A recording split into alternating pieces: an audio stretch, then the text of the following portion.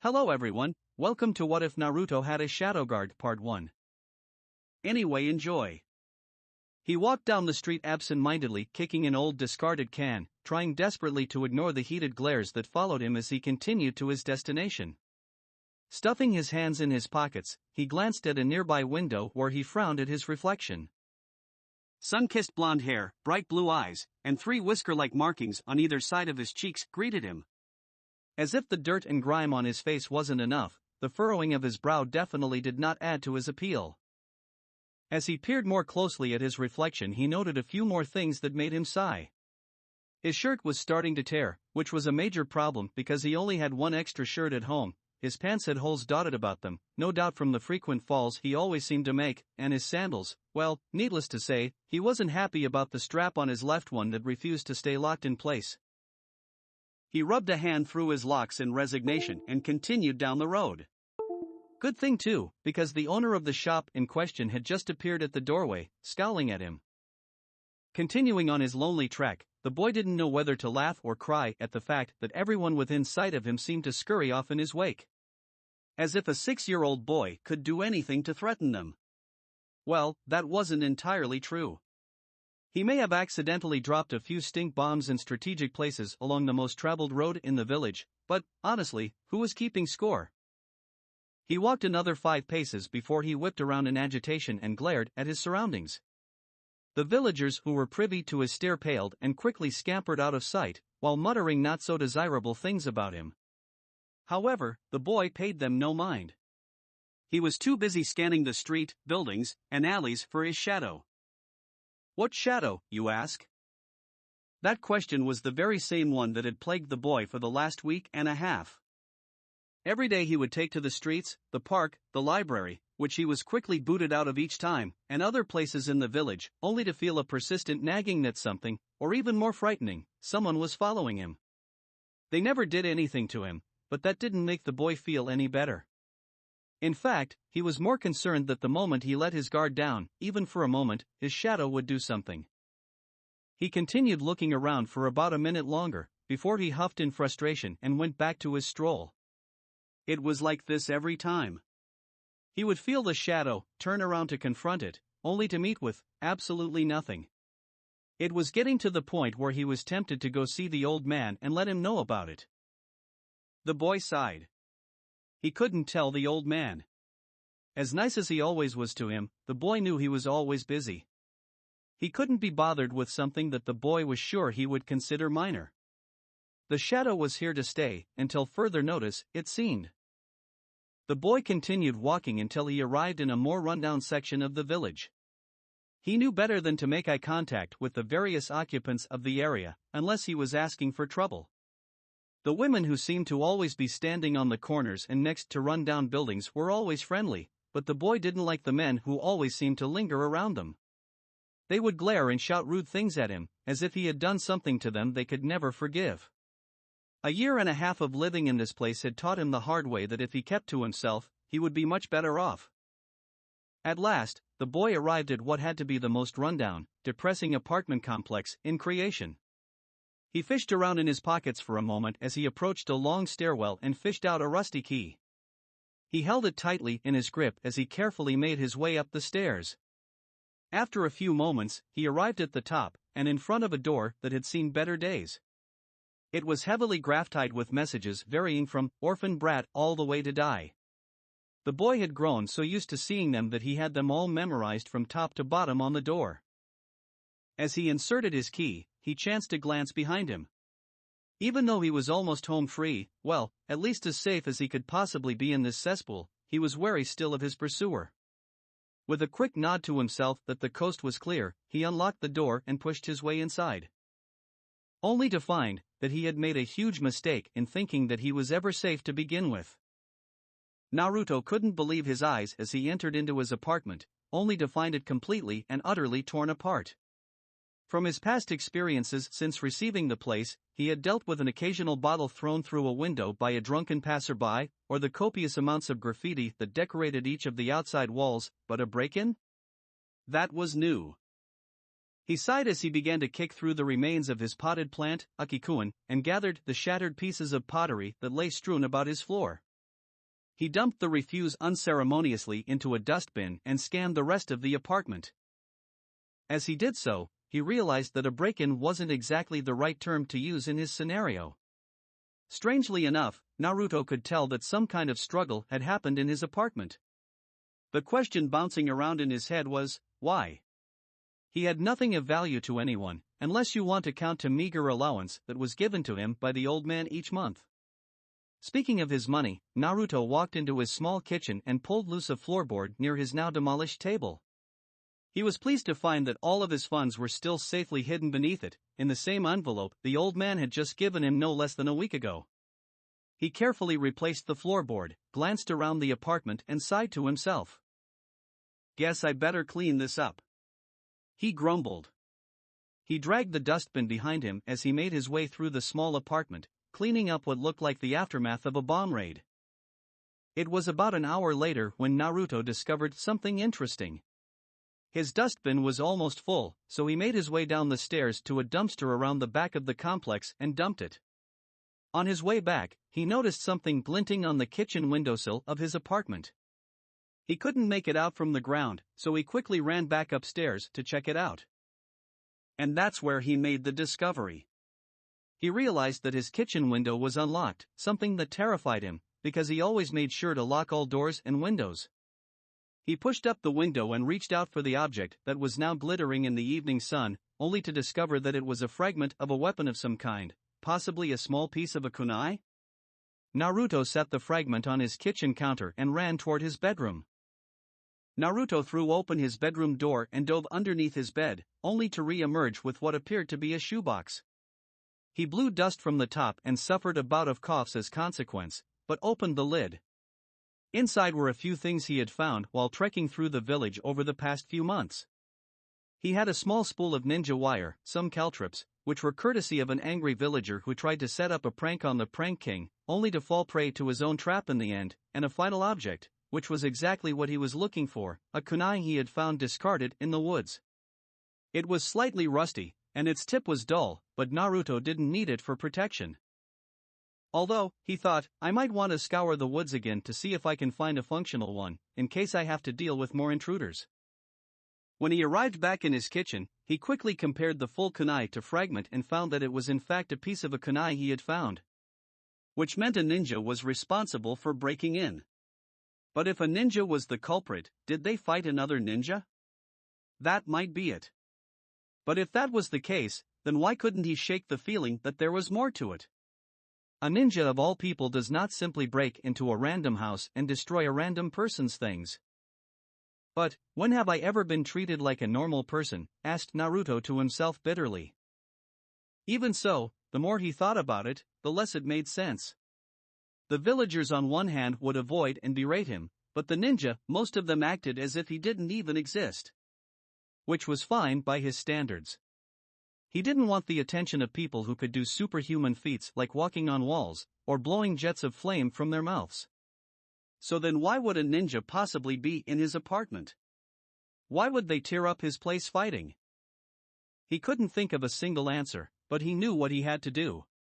He had to see the old man, first thing in the morning about this. Not only that, but he decided that he would tell him about his shadow as well. He debated just heading over to the old man's office right that moment, but decided against it. Naruto got ready for bed and was soon lying awake staring intently at his cracked and off-color ceiling in rapt thought.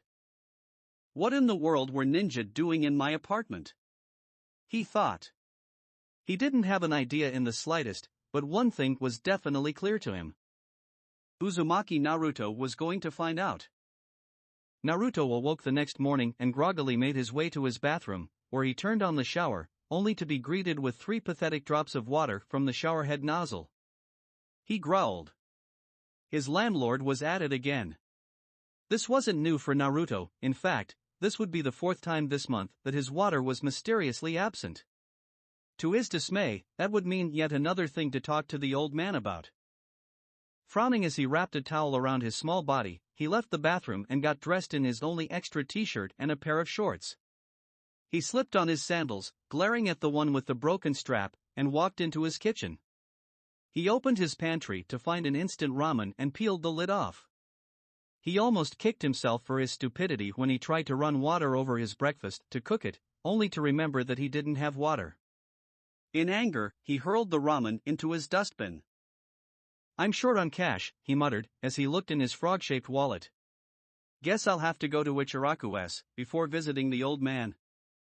Naruto was greeted, as he stepped outside his apartment door, with a cloudy day.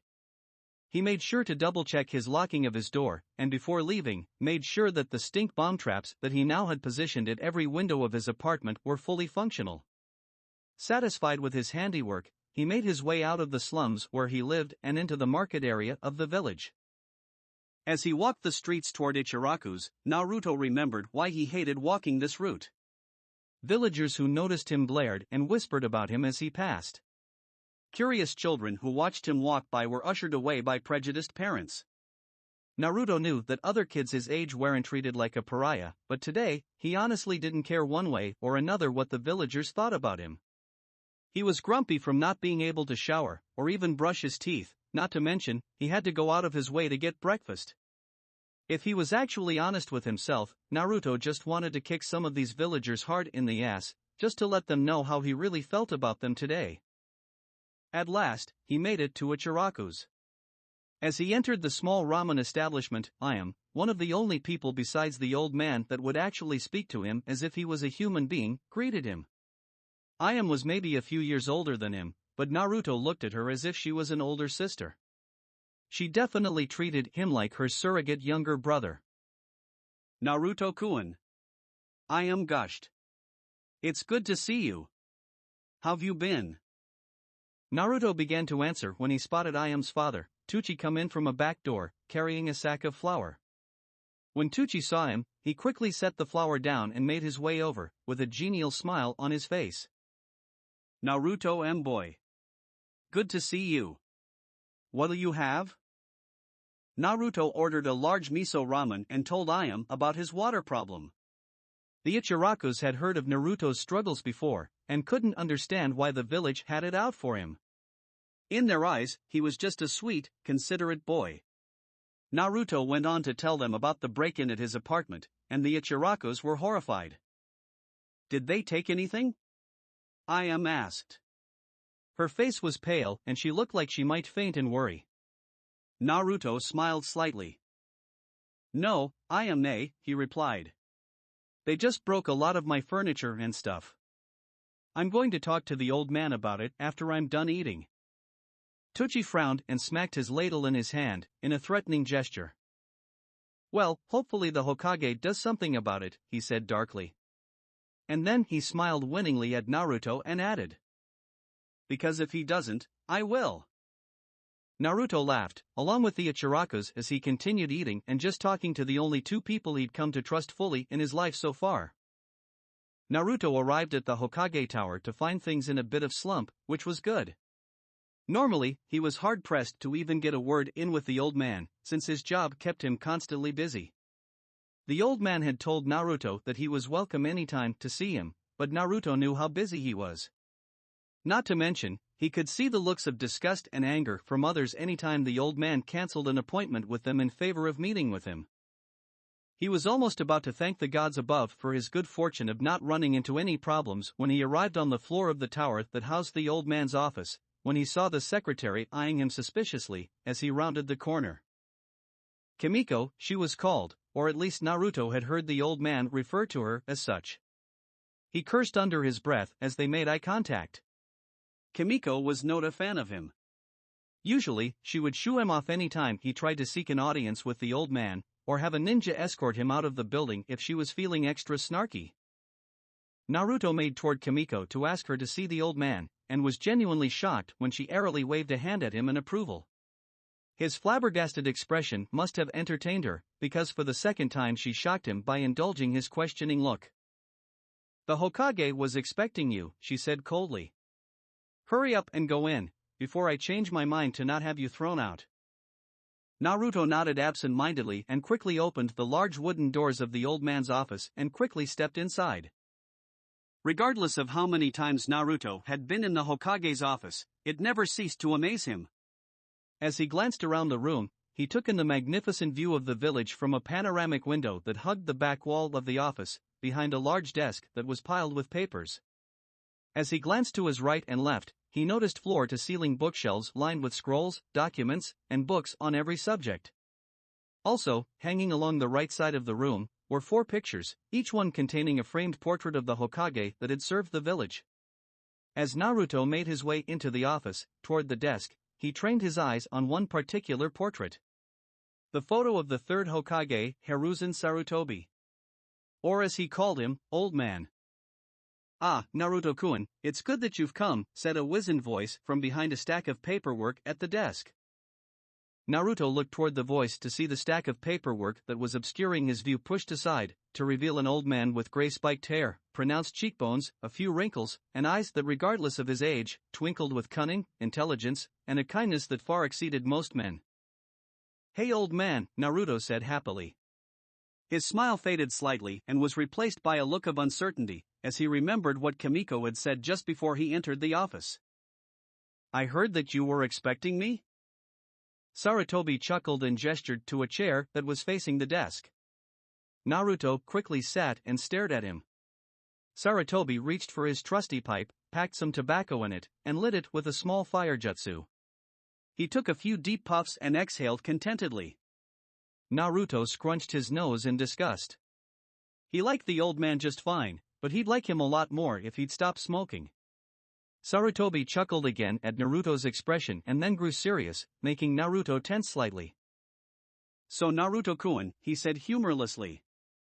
"I'm aware that there was an incident at your apartment yesterday." Naruto nodded slowly in confirmation. Sarutobi laced his hands together on his desk and leaned forward with interest. "Tell me everything." And so, Naruto told Sarutobi everything, including his discomfort about his mysterious shadow. When he mentioned the part about a shadow, Sarutobi's aged face seemed to wrinkle further. "You say this shadow has been tailing you for at least a week and a half now, Naruto-kun?" Naruto nodded, and sat forward slightly in his chair. "Yeah, old man," he confirmed. He fell silent for a moment, pondering on how to ask the question he desperately wanted to ask. "I was wondering," Naruto continued. "Could it possibly be one of those masked guys? You know, the ones who wear black cloaks?" Sarutobi puffed on his pipe and leaned back in his chair. He exhaled and fixed Naruto with a cocked eyebrow. "I believe you mean one of the ANBU?" Sarutobi questioned. When Naruto nodded, Sarutobi sighed and shook his head. "I'm sorry to say that it is not, Naruto-kun," he continued. "You see, the ANBU are given their jobs by me directly. Unless I ordered one of them to tail you, they would not do so." Naruto scrunched his face in irritation. Who was tailing him, then? Sarutobi tapped his pipe in an ashtray and regarded Naruto. "I assure you, however," he added solemnly, "I will look into this, as well." Naruto nodded dejectedly. Sarutobi smiled kindly and cleared his throat, getting Naruto to look up at him again. "On another subject, Naruto-kun, are you still interested in attending the Ninja Academy in a year or so?" Naruto perked up at the question. In the mayhem of constantly watching over his shoulder for his shadow, he had completely forgotten that he had barged into Sarutobi's office a few weeks prior and begged the aged Hokage to allow him to attend the academy. "What?" Naruto started in confusion. "Of course, I'm still interested, old man." Sarutobi laughed and leaned forward in his chair. "That's good to hear, Naruto-kun," he replied, pushing his chair back and standing up. He strode over to the large window that overlooked the village and took a deep sigh. "With this break in business, not to mention this shadow of yours," Sarutobi added somberly, "I believe that you need to start learning how to defend yourself." Sarutobi glanced back at Naruto, who was hanging on to every word. "The villagers haven't been giving you any problems, I hope?" Naruto shook his head, and Sarutobi nodded, taking another long drag on his pipe thoughtfully. "Good," he said as he exhaled. "Now, Naruto-kun, if you have any more problems, I want you to come see me immediately." If Kimoko-chan gives you any trouble, tell her that I said that you are permitted to see me at any time. Naruto nodded gratefully and agreed to Sarutobi's request.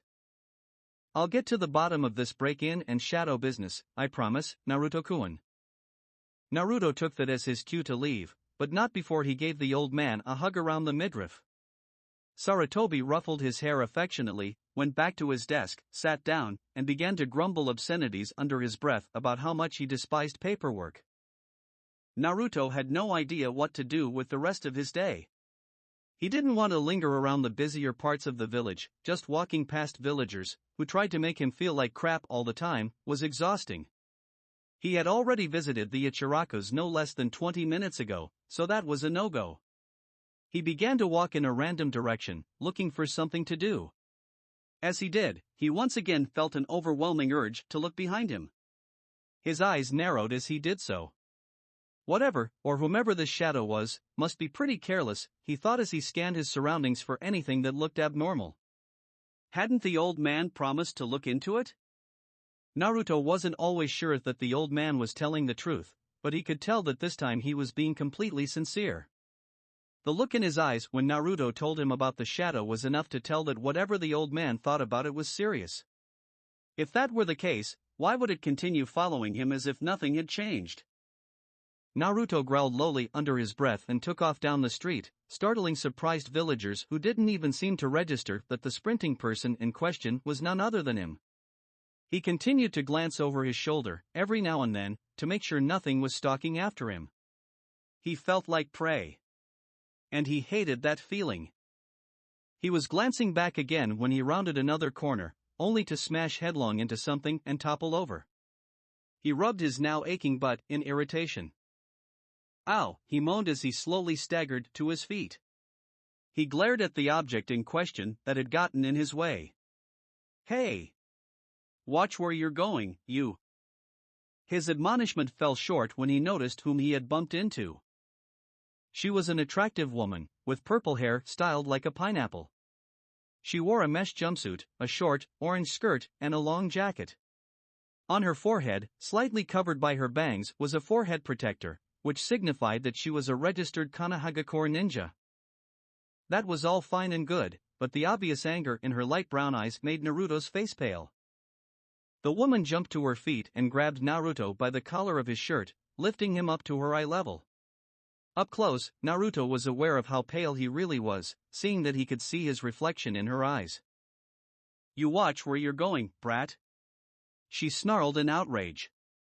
Then, in a quick moment of recognition that seemed to pass instantaneously, the woman lowered Naruto, who was utterly terrified, back onto the ground roughly. She took a deep breath and sighed. Actually, she continued, in a much calmer voice. I'll forget that this even happened if you just apologize. Her face split into a wicked smile that instantly dispelled Naruto's apprehension about the woman. Instead of feeling grateful that this woman was going to let him off easy with a simple apology, he felt angry. It didn't help that a small crowd of villagers witnessed the whole altercation and were now watching the proceedings with a kind of smug interest. Maybe it was stress from the events of the last week and a half from his mysterious pursuer. Perhaps it was the combination of weariness from being ignored by the village constantly and ridiculed. And just maybe Naruto was suffering from a severe lack of survival instinct at that moment, because he did something that most people would have considered suicide. He spat in the woman's face and hollered, "Bite me!" To his shock, the woman didn't immediately jump to complete outrage again, nor did she show any sign that she was upset at all. In fact, the woman proceeded to do something not even the prank master Naruto Uzumaki expected. She grinned in delight. Naruto blinked and regarded her in confusion. He was about to make a cutting remark about how most people in the woman's situation would retaliate or assault the offender in question, when he noticed something that made him pale even more than he did when she picked him up by his collar. The woman was still smiling like she had just experienced complete peace with the world, which was very unnerving to Naruto.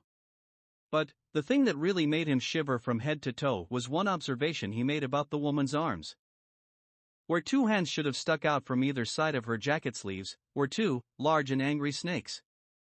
The woman titled her head cutely and said in an overly sweet tone, I'll give you until the count of 10, she said gleefully. And then, you're so dead, brat. Naruto didn't even wait for her to start counting, before he took off like a speeding bullet. The village hidden in the leaves, also known as Kanahagakure, Konoha, or the Leaf Village, was a tranquil and serene place to live. For the most part, villagers and ninja alike were good to one another, trade was prosperous, and since the end of the Third Great Shinobi War and the attack by the Nine-Tails 6 years prior, peace had reigned supreme throughout the large village. Yes, peace. Wonderful, sweet peace, that is, until now. Naruto Uzumaki was running, and making a mental list of reasons to hate his life. It wouldn't have been so bad if he'd known the crazy snake woman was going to stop her countdown at 7 and begin to demand for his death by her hand while chasing him relentlessly throughout the village. Now, not only had the small head start he'd received become pointless, but now he also had to contend with dodging a horde of hungry snakes, and projectiles in the form of kunai and shuriken. Did I mention that the crazy snake woman had demanded his blood? I did? Oh, needless to say, Naruto was regretting that he spit in her face. He made a sharp right down a narrow alleyway in the hopes of losing his pursuer. Naruto was finding it ironic that he was now wishing that he could just go back to dealing with his shadow, instead of this insane woman. Just as he pelted out of the alleyway, he was forced to make a quick left, as the woman came flying from the roof of a building above him, poised to strike. Naruto barely managed to scramble out of the way, and quickly made for the forest, where he could possibly hide from the snake woman. As Naruto sprinted full speed down the nearest thoroughfare leading towards the forest, he passed by various ninja and villagers who all stopped and gawked at his frenzied expression as he ran by. The villagers seemed to forget to say scathing remarks about him, while the ninjas seemed more perplexed about the cause of his out-of-control running. Both groups respectively were soon given their answer, however, when they all felt the aura of something akin to that of the Shinigami himself. Everyone slowly turned around to see a woman stalking, like a savage predator, after the boy with intense bloodlust in her eyes. Everyone gave her a wide berth, and averted their eyes, as if the mere aura of her rage was something visible. Babies cried, grown men wept in despair, even one Ibiki Marino of the torture and interrogation, who happened to be grocery shopping at the time, shed one silent tear for the poor, depraved soul that would soon be departing this world for a better and brighter place. Soon, the street went back to its peaceful state, although everyone who had just witnessed the last 10 seconds was silent. Ibiki broke the silence when he suddenly told the fruit vendor he was currently buying from that he would like to purchase an extra apple. Of course, sir. The clerk said shakily. May I ask why? Ibiki was silent for a moment before he withdrew his wallet and simply stated. It's an offering for Kami, to watch over that boy's soul when he departs for the afterlife. In the end, Ibiki got a killer deal, because the clerk gave him all off his groceries for free, after being greatly moved by his words. Naruto was currently hiding behind a large tree, deep in the forest just outside of Konoha's walls, trying desperately to control his breathing. He couldn't believe he had just outrun a fully trained ninja. He wasn't sure whether he should feel accomplished, or terrified at the thought. He decided to go for a combination of both, if he managed to live to see another day. And like the ninja of Konoha always say, don't put all of your kunai in one pouch. Because no sooner had Naruto finished his thought about catching a lucky break, did all hell break loose. A flurry of shuriken pinned him to the trunk of the tree, and at least a dozen snakes slithered out from the nearby underbrush to surround him, hissing menacingly. And as if things couldn't possibly get worse, the very person Naruto had traversed the entirety of the village to avoid, leapt down from an adjacent tree branch above him, to land in front of him, smiling sinisterly. I'll give you this, brat, she began with a smug grin, you're pretty fast for a runt, but I'm faster. Naruto glared defiantly at the woman, who shook her head in disbelief and added. You're still gonna be like that, huh? She reached into her pouch and withdrew a single kunai, and Naruto's face went from defiant to alarmed faster than the fourth Hokage's Hiraishin Jutsu. She placed the point of the blade against Naruto's neck and licked her lips eagerly in anticipation. Naruto squeezed his eyes shut and swore that if he somehow got out of this he'd give up pranking forever. Then, even though his life was about to possibly end, he retracted that pledge and exchanged for 3 weeks, tops. Suddenly, the pressure from the kunai stopped, and Naruto opened his eyes, only to see an unfamiliar man holding the woman's arm with the kunai away from his neck. The man narrowed his one visible eye at the woman and said, "All right, that's enough, Anko." He was tall and fit, with spiky silver hair, and his one eye that was visible was coal-colored. He had a mask that covered the lower part of his face, starting from his nose down to his chin. He was dressed in a standard Konoha Jounin flak jacket, and his hitaite covered his left eye. The woman now identified as Anko pouted and dropped her kunai in resignation. "Geez, Kakashi," she whined. "I wasn't going to kill the brat. Maybe just cut him up a bit." Naruto felt a bead of sweat roll down the side of his face. "This Anko lady is nuts," he thought frantically. The man, Kakashi, pulled the shuriken off of Naruto and lowered him down to the ground. Naruto grinned at him and faltered slightly when he noticed Kakashi's stern expression. Kakashi steered Naruto around so that he was facing Anko and crouched down so he was eye level with him. "Well," Kakashi prompted. "Don't you have something to say to Anko, Naruto?" Naruto rubbed the back of his head sheepishly and bowed toward Anko, who raised an eyebrow skeptically. "I'm really sorry for bumping into you, telling you to bite me, and spitting in your face, even if it was funny." Kakashi glared at Naruto, who laughed nervously and bowed deeper as he repeated himself sans the last bit. Anko shrugged and placed her hands behind her head leisurely. "It's fine, brat," she said casually. "But next time you pull something like that on me, I'd be glad to have one of my snakes actually bite you." Naruto paled and nodded his head that he understood completely.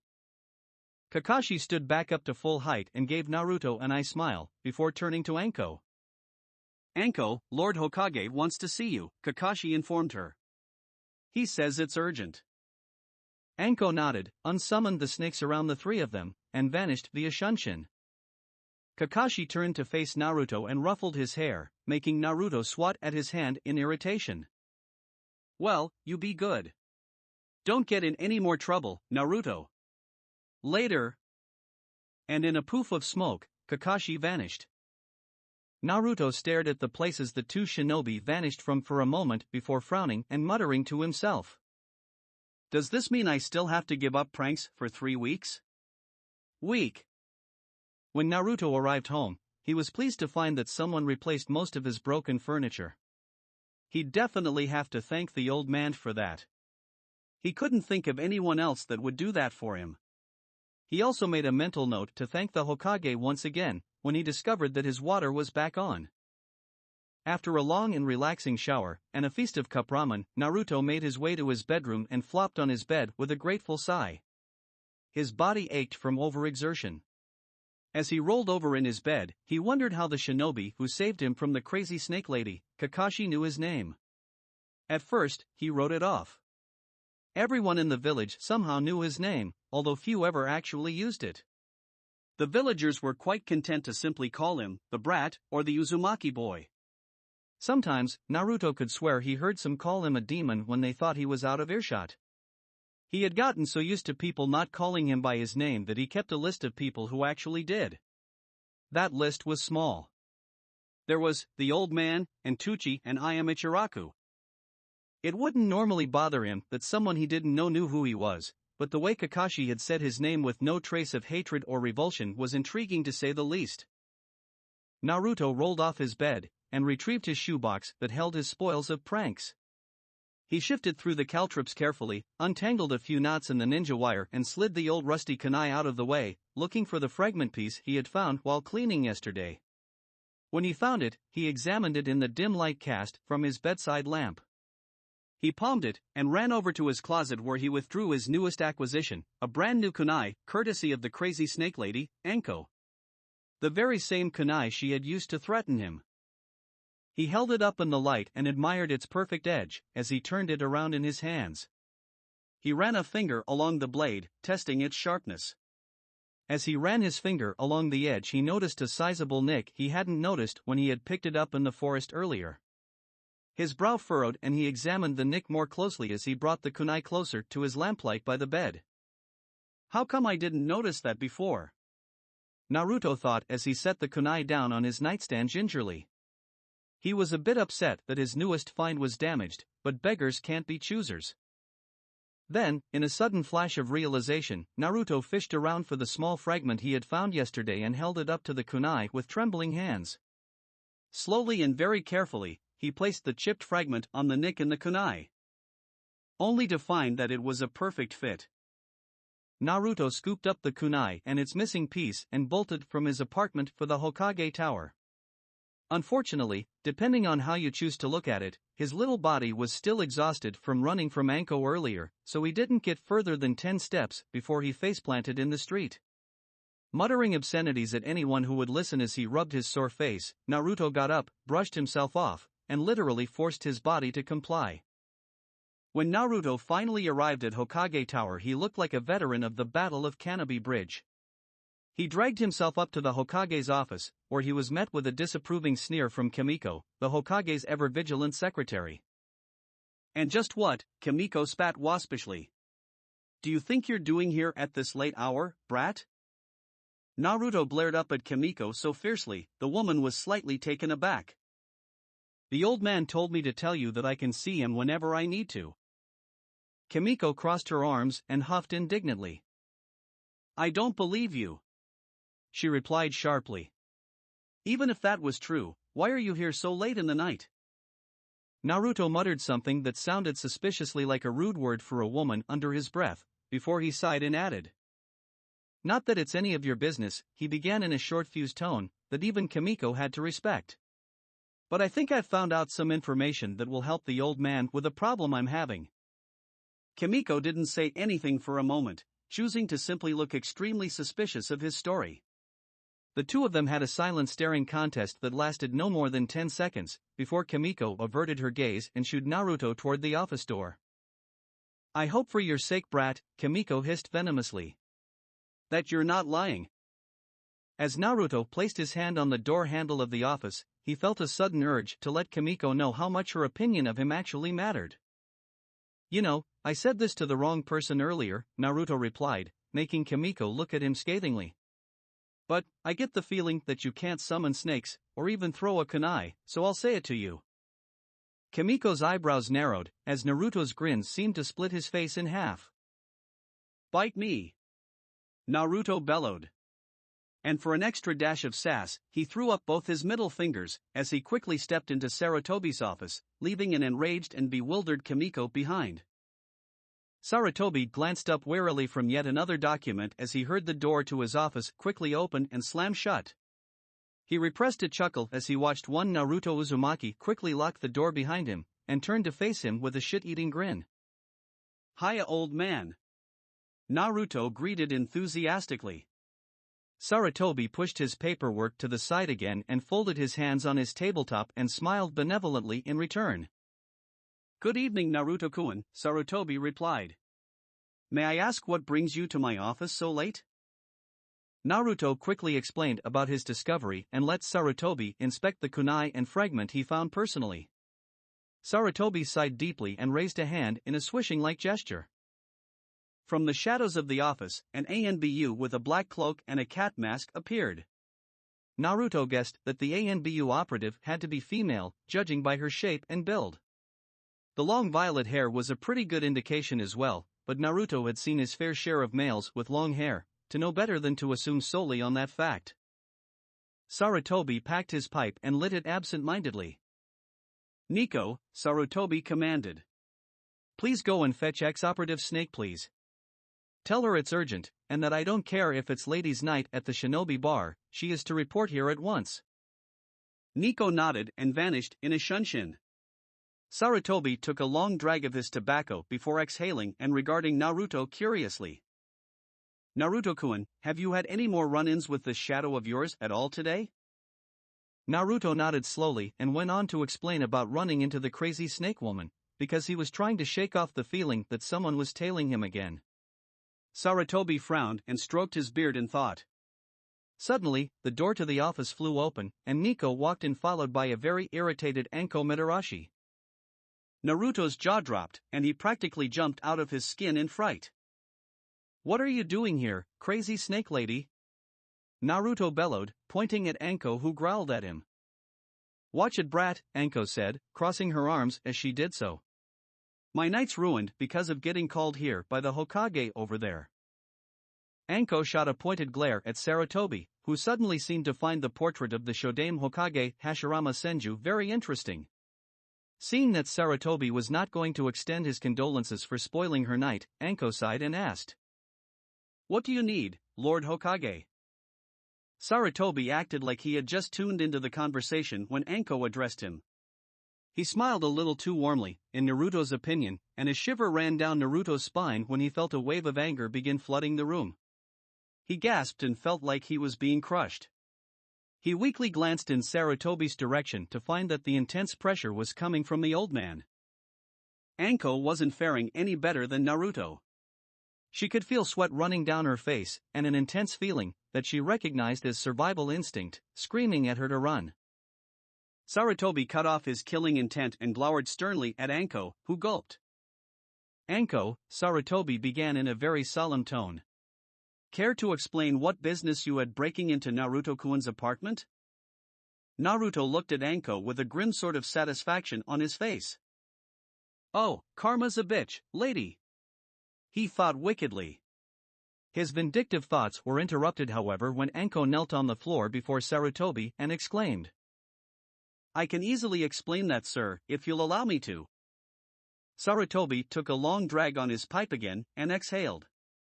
He was silent for several moments before he replied. Very well, Anko, let's hear it. Anko looked up at him and smiled gratefully, while Naruto scowled. Anko's eyebrows rose in confusion. What crawled up your butt and died, brat? She asked. Naruto turned his gaze from her smug look with a pouty scoff. Truth be told, Naruto was irritated that his discovery and deduction of Anko's guiltiness might be completely unfounded. He was beginning to fancy himself a detective. Anko regained her composure from teasing Naruto, and turned back to face Sarutobi, who was still regarding her expectantly. Well, you see, sir, Anko began, it all began like this. Anko sat inside the comfort of her favorite restaurant, Konoha's Dangoya. She had just finished her 4th platter of Hanami Dango, and was about to order her 5th when she noticed something somewhat peculiar. The 9-tailed fox's Jinchuriki, Naruto Uzumaki. She, like everyone else in the village who was privy to the information, knew exactly what he contained, but for the life of her all she could see anytime she looked at the boy was just that, an average 6-year-old boy. She had heard the rumors of the villagers, of course, that the Kyuubi was just biding its time pretending to act like a young child, until it could strike. But the mere thought made Anko snort in derision. Honestly, the villagers and some of the ninja could really use a lesson in basic Fuinjutsu. She trusted the sealing skills of the village's late Yondaime Hokage. The village seemed like complete hypocrites to her when she thought about it that way. For all of their admiration and praise of Minato Namikaze, they all seemed to doubt whether or not the man they had chosen to become their 4th Hokage could actually seal a tailed beast successfully. Anko watched as the boy meandered his way past scowling villagers without even a sign that he was bothered by it. Anko could relate, after all, she used to be the prized pupil of the Leaf Village's biggest trader, Orochimaru of the Sannin. When her sensei had left her behind as he deserted the village, he also saddled Anko with the responsibility to become the scapegoat for resentment and disgust at Orochimaru's actions. Anko put up with it for a while, and then, not at all. She showed the villagers and ninja what would happen to them if they crossed her. She was not her sensei. She was her own person, and fiercely loyal to her home. But that was the thing that intrigued her about Naruto Uzumaki. The stigma following him around was much worse than being called the student of a traitor. Not only that, but Anko had heard some of the things villagers and her fellow ninjas said about the boy when he wasn't present. They called him a demon and clanless brat. Anko knew the boy didn't have parents or a clan, he was an orphan, but so was she. That wasn't something to hold against someone. And, as for calling the boy a demon, Anko winced as a store owner roughly tossed the boy out of his shop and onto the street. The boy scowled at the man and flipped him the bird, but besides that, he didn't make any aggressive moves. If the boy was truly a demon as the populace believed, Anko was positive that bidding its time or not, a demon would not tolerate the treatment it received as tamely as the boy before her did. Heck, Anko would have kicked that store owner where the sun doesn't shine if he ever tried that with her as a kid. Anko paid her bill for the 4 platters of dango, and silently walked after the boy. She didn't understand entirely why she felt compelled to do so, but he had gotten her interest. It was about 5 minutes later that Anko realized she wasn't the only one interested in what the boy was up to. She felt a foreign chakra signature nearby, the likes of which she had never felt before. It was dark, and somewhat jumbled, like whomever it belonged to wasn't completely there. Anko hated herself for thinking it, but if this entity was somehow aware of the boy's status as a container, it was in the best interests of the village to capture and interrogate them. Anko decided to do what she did best: stalk her prey. Little did Anko know at the time, however, that she was about to take on more than she could possibly deal with. Anko followed the vague chakra signature for the rest of the day, only to come to a very grave conclusion: whoever this person was, they were indeed aware of the boy's uniqueness. That did not bode well. She thought of going straight to the Hokage about it, but something told her that leaving the mysterious figure to its own devices was definitely not advisable. She was somewhat amused when she realized that the boy was aware that someone was watching him. Smart brat, Anko thought with an impressed smirk from her perch on a building overlooking the market district. He's got potential. She also noticed that the boy's awareness wasn't limited to just her presence. In fact, the boy seemed almost unconcerned with her watching him, and more paranoid about the same exact thing she was, the other, more mysterious person. That impressed Anko even more. This kid, who couldn't be any older than 6, could already sense when a chakra signature had malicious intentions.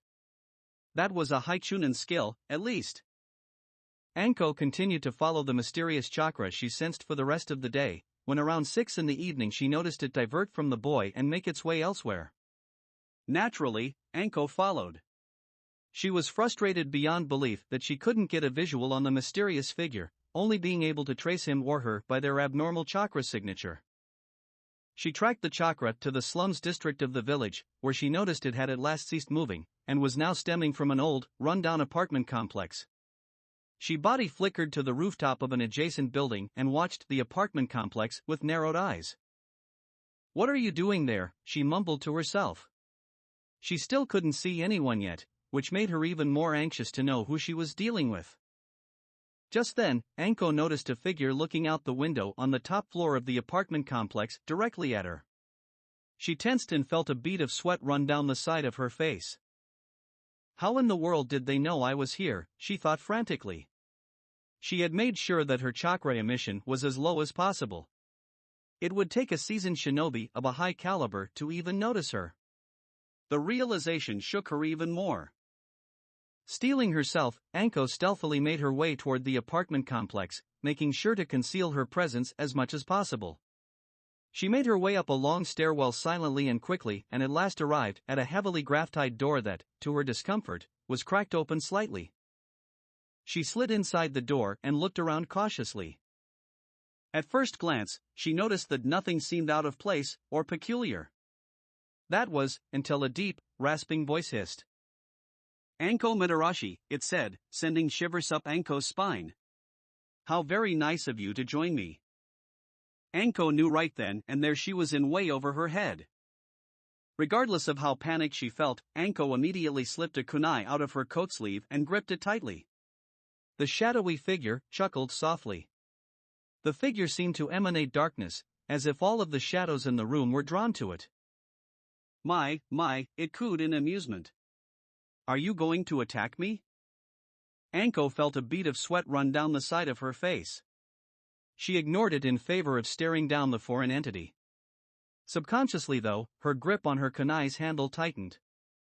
"Not if I don't have to," she replied, mentally cursing herself for how feeble that sounded as it left her mouth.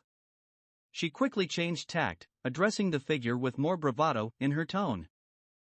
"Now tell me, who are you? And what do you want with Naruto Uzumaki?"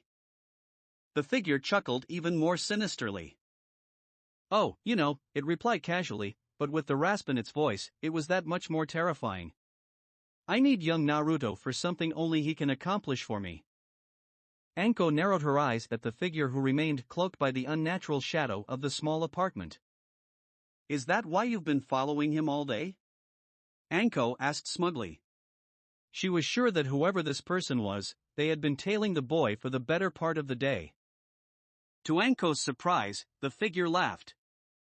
All day, it hissed in dark delight. I've followed the boy since his birth, watching him and biding my time. It is only recently that I have permitted him to become aware of my presence. Anko gulped. She had really misread this situation. Here she was, facing down what could be the most dangerous foe of her life, all because of a mere curiosity about the Uzumaki boy from earlier. She could be sitting back in Dangoya, eating another 4 platters of dango, but she just had to go and do this. Anko steadied her breathing and thought logically about her situation. The mysterious figure could be bluffing, but Anko's instincts were telling her that this figure was being honest about their claim that they had shadowed the boy since his birth. She knew next to nothing about said figure's abilities. For example, were they a close, mid, or long-range fighter? Were they even a ninja? Anko was so intent on trying to decipher anything he could use to her advantage that she almost missed what the phantom-like figure said next. Don't worry, said the figure in a tone that was making Anko do just that. You don't have to fight me. After all, you'll be too busy fighting yourself. The figure stepped into the light to reveal a person garbed in a completely black cloak and a blood-red mask in the shape of a fox. They had a tall physique, and from what Anko could tell, they were well-muscled. The masked figure reached out a hand, which Anko discovered, to her horror, was a skeleton's hand, and pointed a bony finger right at her. Aku Niju Hoho no Jutsu, evil double method technique, the figure rasped. At first, Anko wasn't sure what to expect. She was able to deduce, however, that, whoever the figure was, they had at least proven themselves to be a ninja.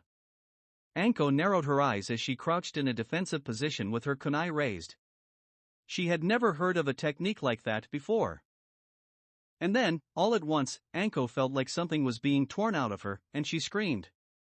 The figure ran through several rapid hand signs as Anko began to howl in pain and slammed their hand on the wooden floor of the apartment, where a sealing formula appeared. Anko blearily opened her eyes as she felt convulsion after convulsion of pain tearing through her every nerve and glared defiantly at her attacker, who chuckled in response. That's good, it mused, nodding its head in approval. The stronger your emotions are, the harder your fight shall be. Anko winced as she felt a particularly strong jolt of pain pass through her gut. As an ex-ANBU operative, she was trained to be able to resist pain and torture, but something about the pain she was feeling now was not like anything she'd ever felt. It literally felt like her soul was being ripped in half, as impossible as it sounded to her. She bit down on her lip frantically, drawing blood, and tried to form the hand seals to perform a summoning jutsu. It was no good. Her body twitched in agonizing pain all over, and the feeling only intensified as she attempted to draw on her chakra. The figure tittered amusedly at her effort. Don't fret, it hissed, going through a long chain of hand signs at a dizzying pace. You'll be free to move soon enough.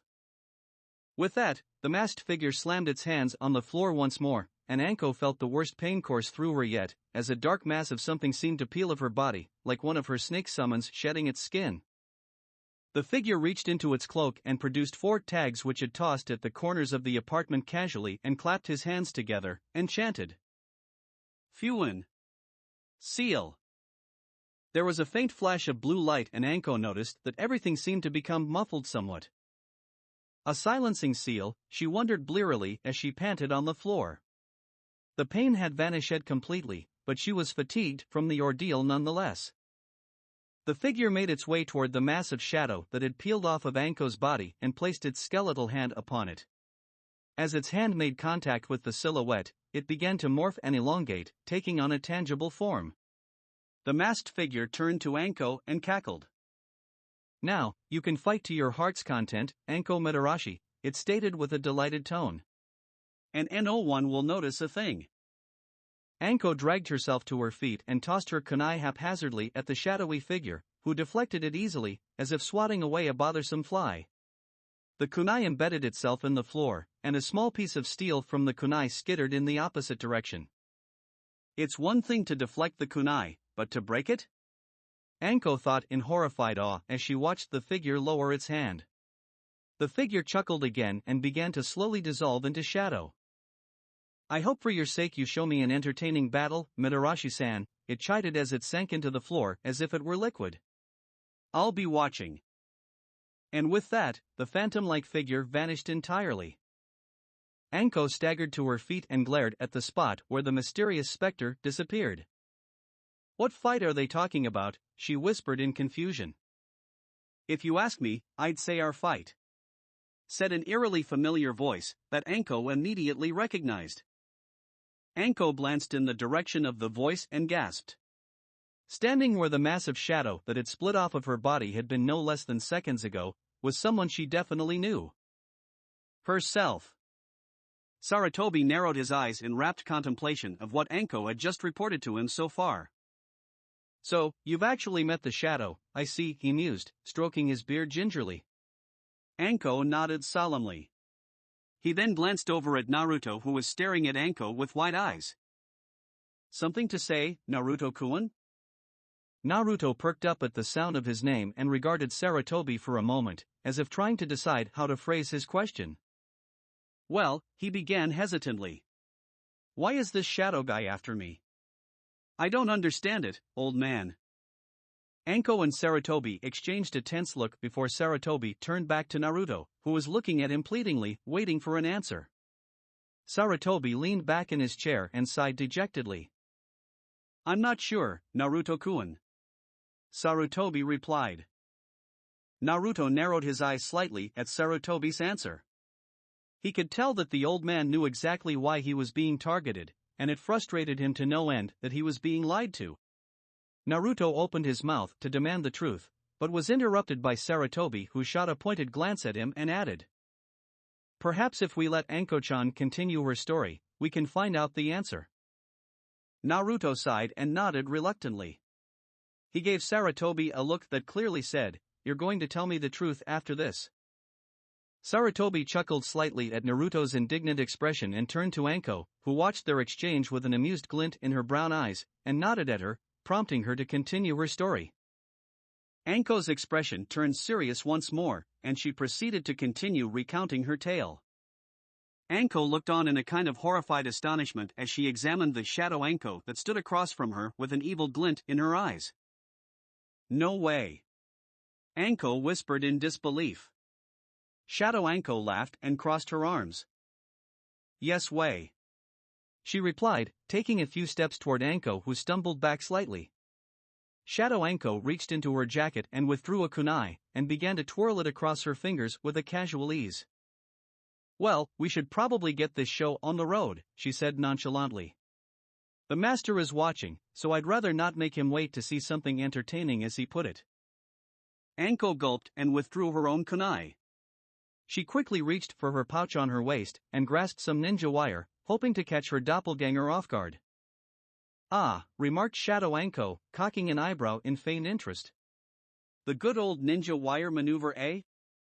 Anko tensed and looked at her double in shock. Shadow Anko sighed and lowered her kunai and shrugged. I'm a double of you, stupid. She remarked scathingly. I know all of your tricks. There isn't a way for you to catch me off guard. Anko gritted her teeth and released the ninja wire in her hand back into her pouch. She raised her kunai to her face and grinned. We'll just have to see about that. The fight was brutal.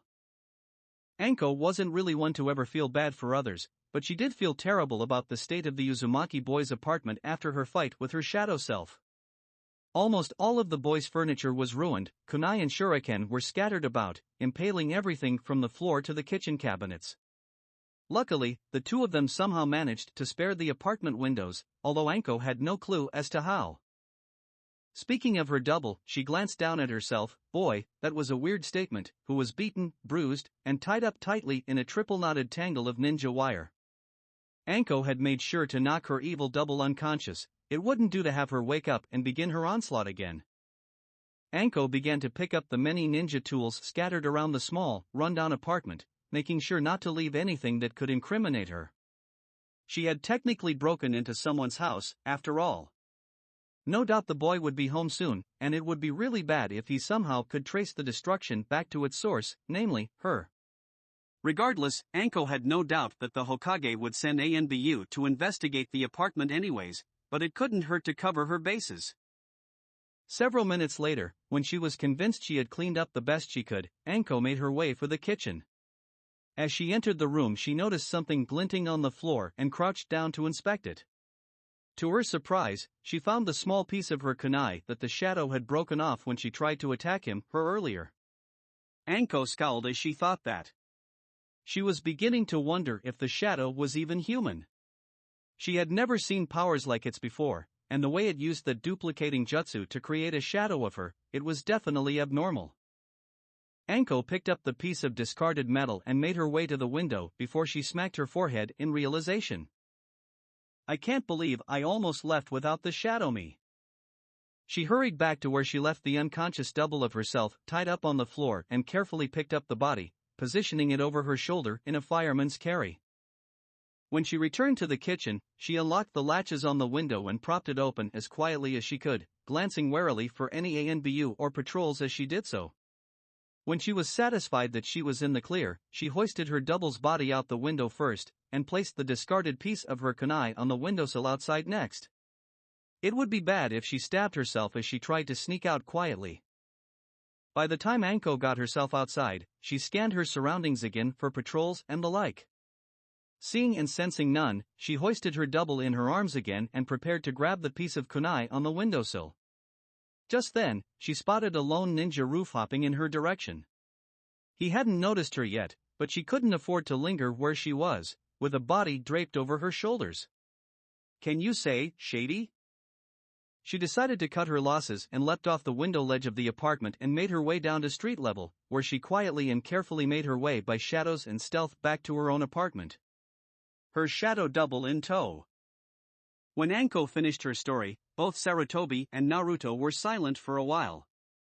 But of course, Naruto, being Naruto, couldn't stand the silence for long before he asked what was most likely on Sarutobi's mind as well.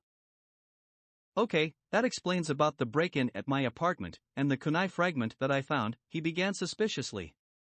But, what did you do with your double's body, then? Sarutobi nodded his agreement to Naruto's question. Anko smiled and began to answer when the door to the office burst open with a loud bang to reveal an incredibly bruised and beaten Anko Mitarashi, who limped in urgently, pointing accusingly at the Anko standing in front of the desk. Lord Hokage! Anko shouted. Get Naruto out of here! That's not the real me! Sarutobi's eyes narrowed coldly as he swiftly got up from his chair and made towards Naruto. I thought something was off when I unleashed my killer intent earlier, Sarutobi mused as he flashed toward Naruto, shielding him protectively. He signaled with his hand and 4 ANBU flickered into view, adding yet another protective wall for Naruto, who looked back and forth between the Anko at the desk in bewilderment, who was still smiling, and the Anko in the doorway who was glaring daggers at her counterpart. The real Anko Mitarashi wouldn't have reacted so strongly to it. I gave you the benefit of the doubt because of the ordeal you just explained, but now that I know the truth. Sarutobi's killing intent blasted out of him like a dam bursting open. He flashed to Anko and grasped her by the throat, holding her a foot off the ground, and roared. Surrender now, or die where you stand. Anko grinned evilly and melted into shadow, easily escaping the Hokage's grip. She slithered her way to the large window behind the desk and reformed, turning to address the group before her. My master will possess the fox, Hiruzen Sarutobi. One way or another. And with a sound like a lightning strike, the shadow double of Anko Mitarashi crashed out the window of the Hokage's office, sending glass everywhere, and disappeared into the night without a trace. Sarutobi ran to the now shattered window and stared out of it impassively. Of course, the shadow double of Anko Mitarashi was nowhere to be seen, but Sarutobi had no doubt that they'd see her again. Taking a deep sigh, he turned to Naruto, who was slack-jawed and looking at the spot where Anko's double had vanished in shock. Sarutobi walked over calmly to the boy and squeezed his shoulder reassuringly. Are you all right, Naruto-kun? He asked softly. Naruto's sapphire eyes looked up at him fearfully. Old man, Naruto gasped. What's going on? Why are there people after me? What did she mean by getting a fox? Sarutobi tensed slightly, which did not go unnoticed by young Naruto. Naruto's eyes narrowed and he regarded Sarutobi suspiciously. However, Sarutobi was not known as the professor for nothing, and expertly changed the direction in which the conversation was heading, by turning his focus on Anko, who was clutching at her arm and panting heavily. "Anko-chan," Sarutobi said solemnly. "What happened to you? We should get you to the hospital at once." Anko waved Sarutobi off. "I'll go after I tell you what I found out, sir." Anko's brown eyes regarded Naruto carefully. "Can you ask Naruto to leave for a moment?" she added. "This information is sensitive." Naruto scowled deeply and crossed his arms defiantly. "You two know what's going on?" Naruto protested. "I'm not going anywhere until I get some answers." Naruto fixed his gaze on Sarutobi pleadingly. "Please, old man," he continued. "I need to understand what's happening to me." Sarutobi heaved a heavy sigh and rubbed his beard in rapt contemplation and turned his gaze back on Anko, who was watching Naruto with something akin to sympathy. "Anko-chan," Sarutobi dictated. "Naruto-kun may stay. He has just as much right to hear your story as anyone, but first."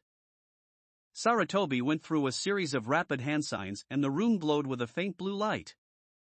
"I've put up a sound barrier," Sarutobi explained casually. "We must keep this report between ourselves." Sarutobi turned to Naruto and regarded him seriously. "Do you understand, Naruto-kun? You must not tell anyone." Naruto nodded that he understood completely, and Sarutobi walked back to his desk and sat down, gesturing for Anko to begin her report. To say that Sarutobi was surprised after Anko's tale of her subsequent defeat and information on the mysterious figure that Naruto claimed was his shadow would not have done the old Hokage justice. He was downright alarmed that such a person was able to navigate his village's streets completely unnoticed by Anbu or the other ninja of the village. Most of all, he worried for Naruto's safety. He knew that if the mystery man wanted, he could easily let slip about Naruto's tenant to whomever he wished. This wouldn't be so much of an issue if Naruto was at least genin, but the boy was only 6. To put so much responsibility on his shoulders at a young age, literally made Sarutobi's heart hurt. But at this point, he wouldn't have a choice in the matter. Naruto needed to train now. But who could do the job without prejudice of his tenant?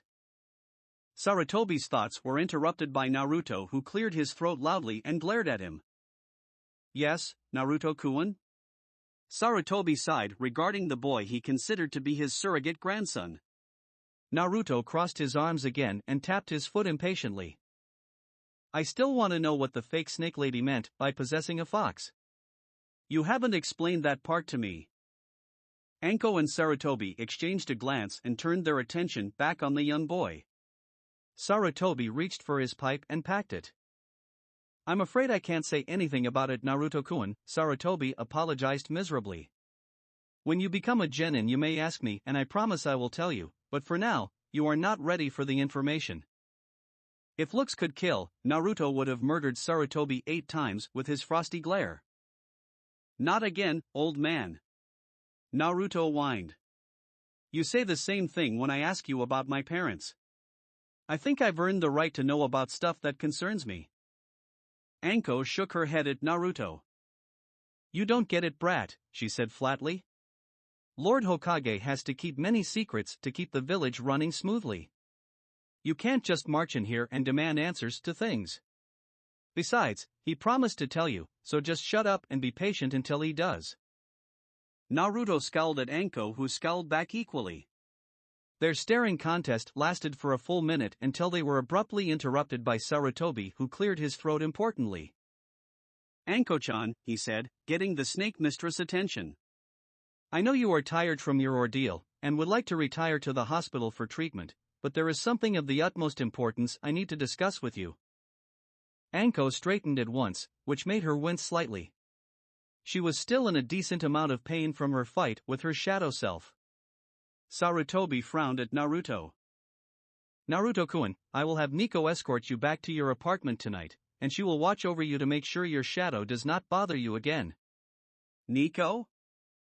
At the sound of her name, the cat-masked Anbu materialized in front of the Hokage's desk, bowing reverently on one knee. Yes, Lord Third, she asked monotonously. You heard everything I need from you, I take it? Sarutobi questioned as he inhaled from his pipe. Nico responded with a prompt nod, and Sarutobi leaned back in his chair. Please be vigilant, Nico, Sarutobi cautioned. I do not wish for an incident similar to the one we've had tonight to occur again. Keep Naruto-kun safe. Nico glanced at the indignant boy and nodded again to the Hokage, who exhaled a cloud of tobacco smoke, and turned to Naruto. Now, go get some much-needed rest, Naruto-kun, the Hokage said genially. I will have a surprise for you tomorrow morning. One that I'm sure you'll like. Naruto, who was still glaring ruefully at the occupants of the room, perked up at once upon hearing the word surprise. Really, old man, he said exuberantly. I'm holding you to that. Sarutobi nodded with a slight smile and gestured for Nico and Naruto to leave the room. When the double oak doors of his office closed, leaving no trace of Nico and Naruto, Sarutobi turned to Anko, who still stood at attention. Anko, we have much to discuss. Naruto could have done without the shunshin from the foot of the Hokage tower with Nico to his apartment living room. When they arrived, Naruto promptly ran for the bathroom and emptied his stomach in nausea. Nico giggled softly in amusement when Naruto stumbled back into the living room, only to glare at her scornfully. Naruto promptly ran for the bathroom and emptied his stomach in nausea. Hey Nico-san? Naruto asked innocently. Nico nodded at him to continue. If you need to take me home from now on, let's just walk, okay? Nico nodded and said. But Naruto-san, she admonished. You are going to be a ninja someday, are you not? Naruto titled his head to the side and squinted his eyes in confusion. Nico shook her head in amazement. Honestly, she thought resignedly. The boy can be so perceptive at times it's frightening, but he is clueless about simple things. Naruto-san, the shunshin is a technique that all ninja utilize to some degree. You'll have to learn how to use it eventually. Naruto frowned and crossed his arms. I'll just make up a super cool way to travel without doing that, he argued. Nico just sighed and walked towards his apartment door. I'll be outside keeping watch for any undesirables, Naruto-san, Nico informed him as she opened the door. Just call for me if something happens, I will respond immediately and assist you. Naruto nodded and with a soft snap of the lock, Nico vanished out the door and into the night. Naruto got ready for bed, thoroughly enjoying having hot shower water for once, and brushed his teeth. He crawled into bed and stared at his ceiling for a while, wondering if Nico-san was still hanging out on his rooftop. He wondered about the old man's surprise for him and couldn't help but speculate over what it could possibly be. About an hour later, Naruto found his eyelids getting heavy and tossed in his sheets to get comfortable as he drifted off to dreamland, excited at the prospect of his surprise tomorrow. Too bad his dreams would keep him awake in terror all night. The first thing Naruto was aware of when he blearily opened his eyes was that wherever he was, it was dark.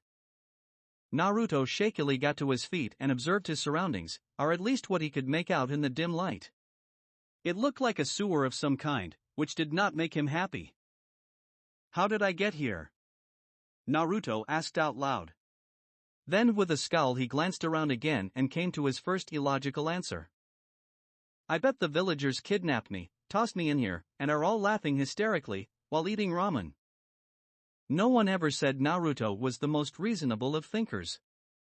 Just as he continued to lament his misfortune of being the only resident of Konohagakure who would not be eating ramen, as warm breeze blew past him, coming from down the hallway of the dark tunnel.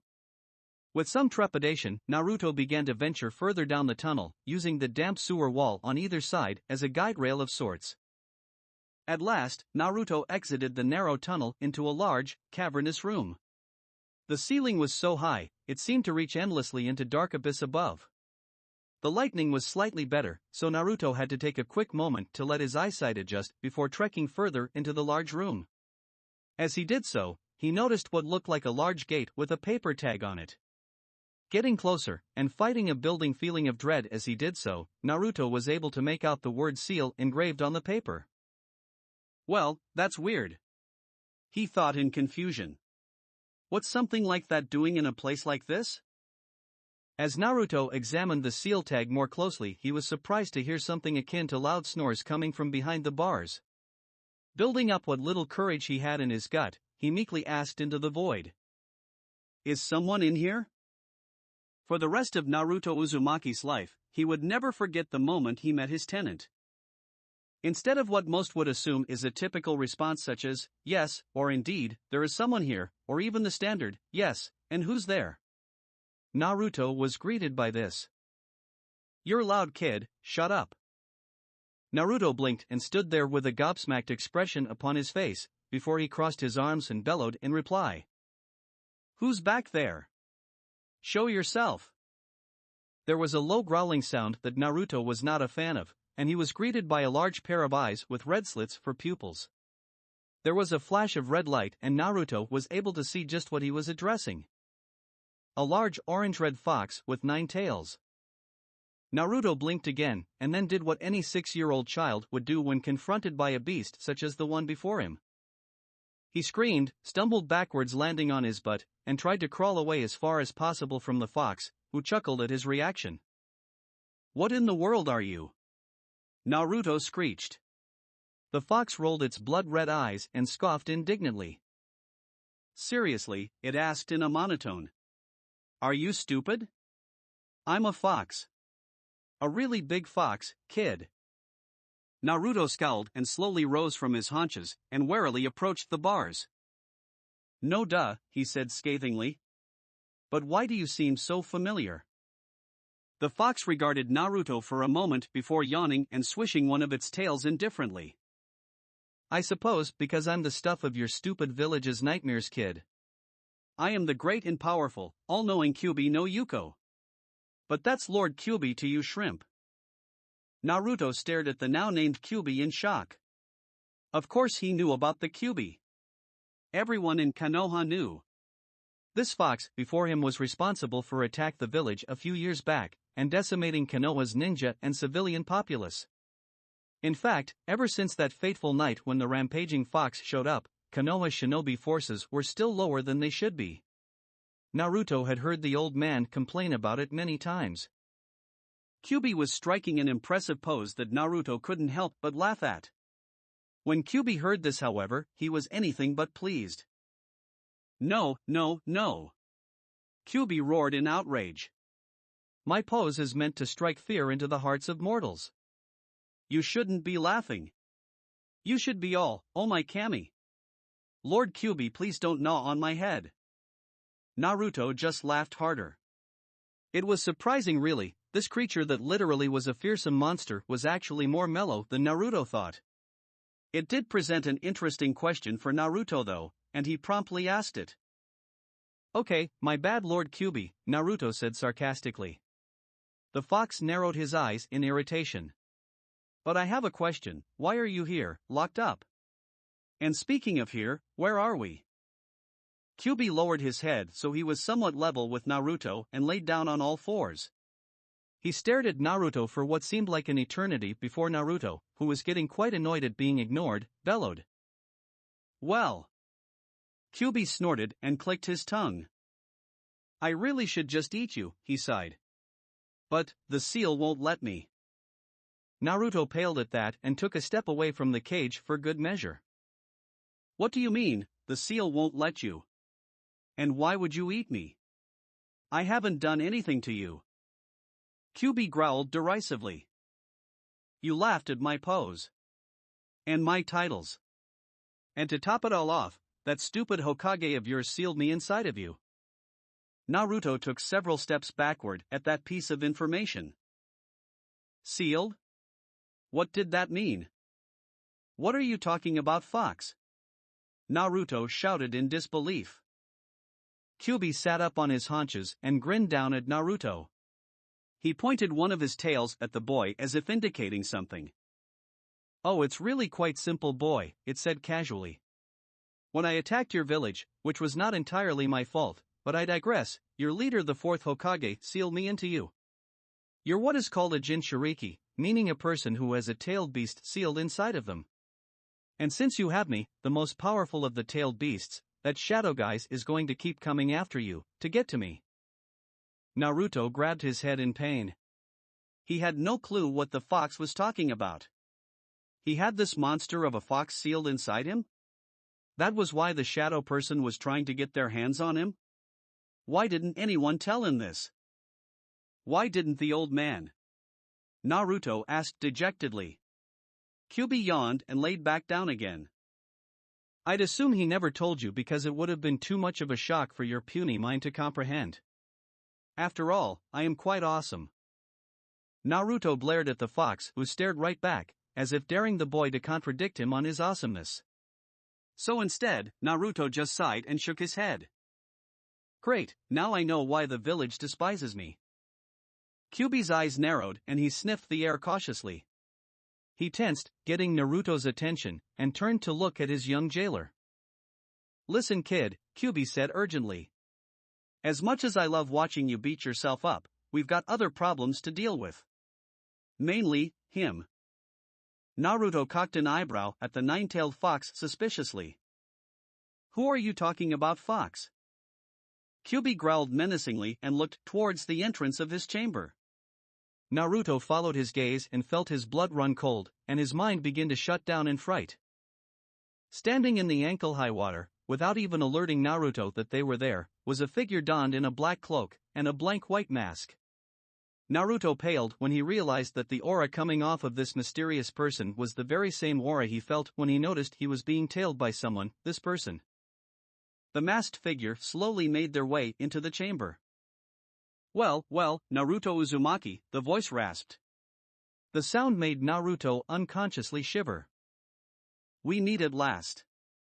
Nothing was said for a few tense moments as Naruto stared his stalker for the last week and a half down.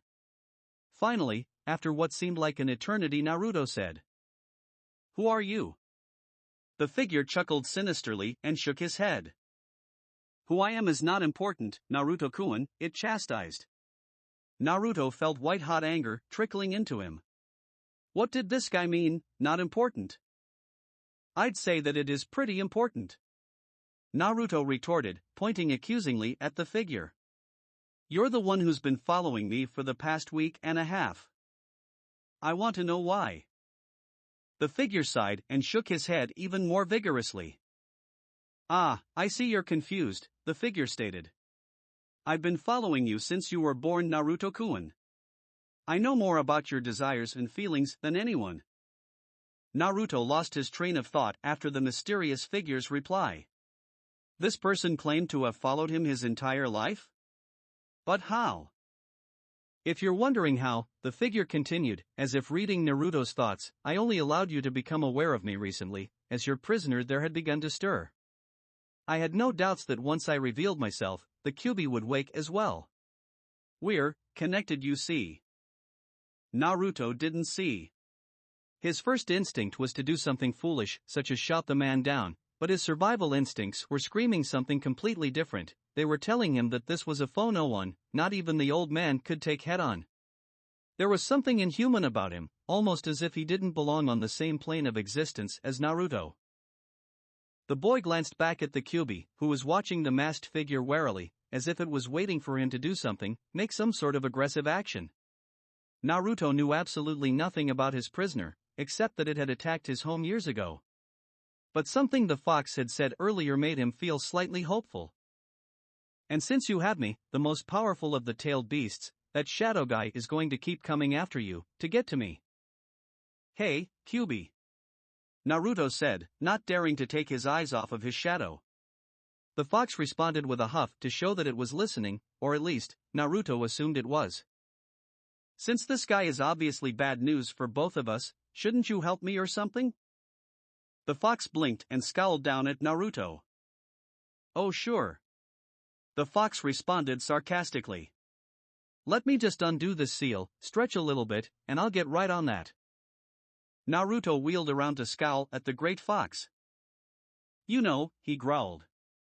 Sarcasm doesn't suit you. The fox huffed indignantly. Well, having a stupid brat for a host also doesn't suit me, but beggars can't be choosers. The two continued to glower at each other before Kyubi quickly bellowed. Oi, brat, look out!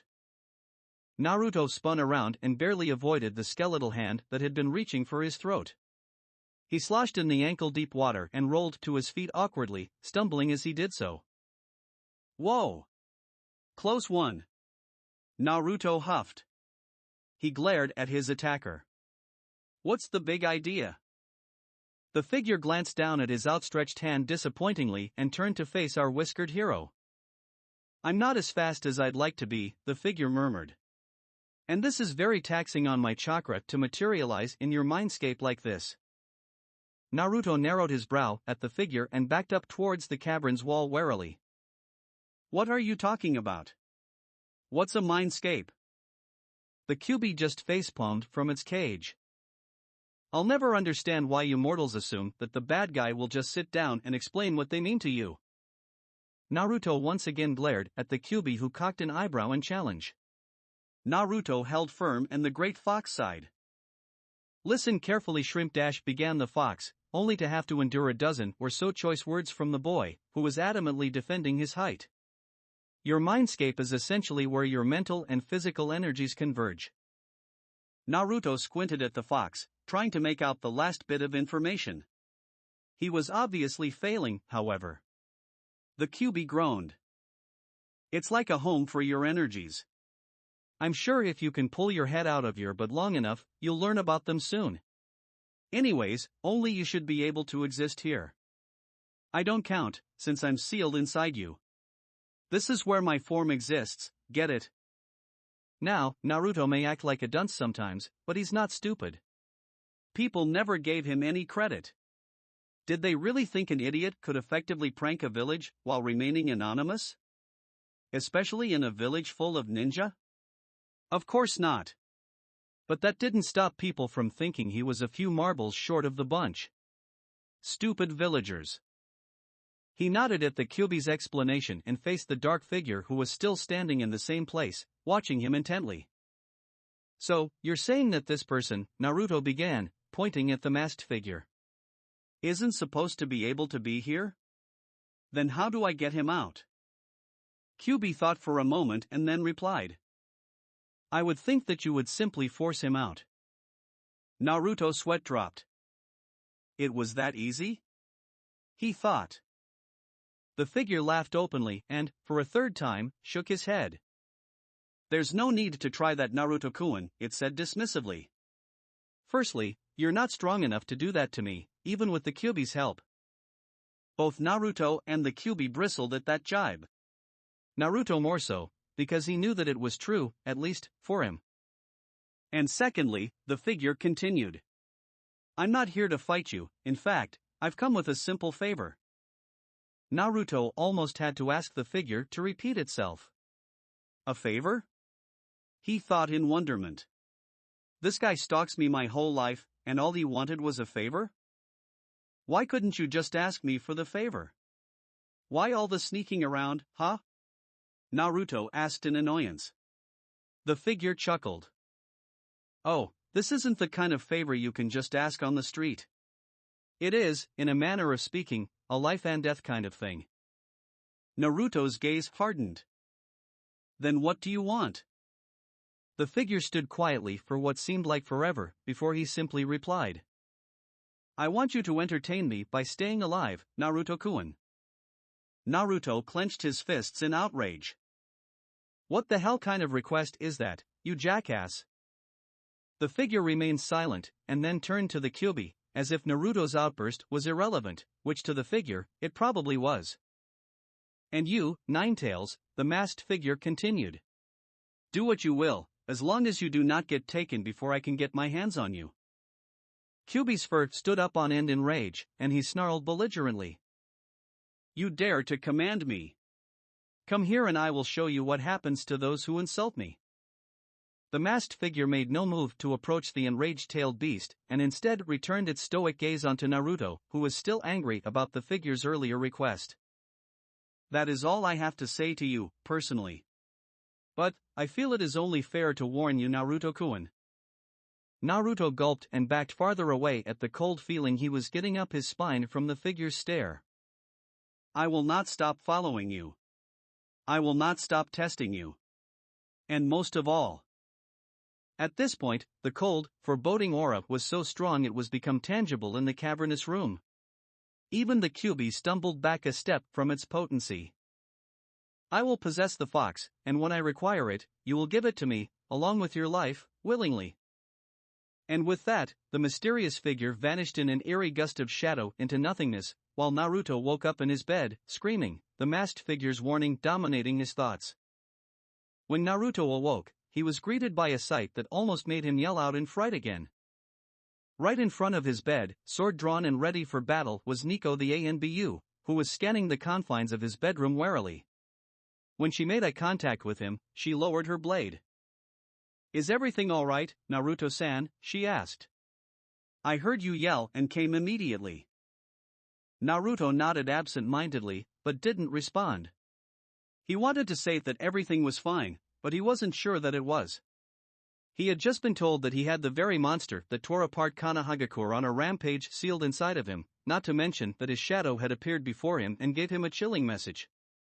The very thought of that encounter made Naruto shiver again, causing Nico to approach him cautiously.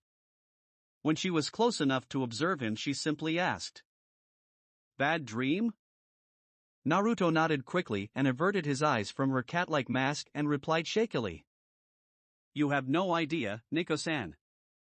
Nico nodded slightly and then put away her sword. She walked silently towards the door, still scanning the room for anything amiss, before adding, You've been through a rough couple of days, Naruto-san, she said consolingly. You should try and rest. If anything else happens, know that I will keep you safe, as it is my duty to protect you. Naruto smiled slightly. Besides the old man, no one had ever spoken to him like that before. The mere idea made him feel good. Thanks, Nico-san. She nodded and left the room, departing for what Naruto assumed was his rooftop. The next thing Naruto did was try to sort out his thoughts. He found that when he did this, he was able to find out things he might have missed or overlooked. He didn't dwell on what the masked figure had said to him, that was easily recalled. He couldn't blink without seeing the figure's face. Instead, he tried to remember what he had talked to the Kyuubi about, but it all seemed like a blur of memory before the shadowy figure had appeared. He sat for several minutes in deep contemplation until he was startled out of his trance by a gruff, familiar voice. Wow, and here I thought you couldn't think for more than 5 seconds if it wasn't about ramen. Naruto almost yelled out again, but he clamped his hand on his mouth. He didn't want Nico-san to rush back into his bedroom only to find no threat to him again. Kyuubi? Naruto asked into the dark quiet of his bedroom. What the? Where are you? Naruto heard a scoff in reply. Never mind. You are stupid, brat. Kyuubi mocked, making Naruto scowl. I'm talking to you through your mind, seeing that I'm still locked in here. Naruto paled. What little hope he had of everything he had just experienced simply being a bad dream was gone. The mere fact that he was communicating with the Kyuubi was all the proof he needed. He sighed and rubbed at his eyes wearily. Why me? He thought miserably. He heard a long sigh comment directly after he thought this. Brat, replied the voice of the Kyuubi once more, I ask myself that question at least 7 times a day. Naruto threw his head back onto his pillow in resignation. How, and more importantly, why are you talking to me? Naruto said aloud. There was an indignant huff from the nine-tailed fox as it replied. Okay, first off, I've already answered your first question, stupid, and secondly, now that I'm awake, I have absolutely nothing better to do. Naruto was a little irritated at the fox's response, but he didn't mention it. Instead, he asked another question of his tenant. Okay, he replied. So are you saying that you've been sleeping inside me all this time then? Yes, replied the Kyuubi gruffly. You couldn't access your chakra yet, and being that I'm a being made entirely of chakra, a chakra monster, I cannot do anything in a dormant host. So I slept. The same moment that you began to be able to sense that man was the same time I started to stir. I awoke as soon as you arrived in your mindscape earlier. Naruto frowned from his place on his bed and glared at the ceiling in thought. The Kyuubi's answer just caused more questions to pop up in his head.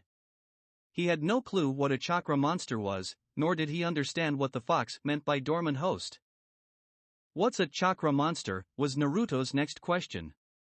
As usual, the Kyuubi sighed, but explained anyway. Chakra monsters are the tailed beasts, the Kyuubi stated. There's a reason why I'm called the nine-tailed fox. There's 8 others like me, not as strong, of course, that exist. We are called the Bijou by your puny species. Naruto mulled that over for a bit before he continued his tirade of questions.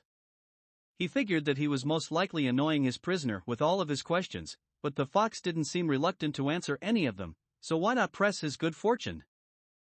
But like all good fortune, it has to run out. And run out it did when Naruto posed his next query. Do you know who that masked person is? Silence. Naruto wondered if the Kyuubi didn't hear his question, so he asked again, only to be met by more silence. He prepared to ask once again when the Kyuubi abruptly interceded with, "No! And it is driving me crazy." The giant fox roared in outrage. His chakra feels familiar to me, but I can't place it at all. And the fact that he was able to enter into my prison without invitation is not good.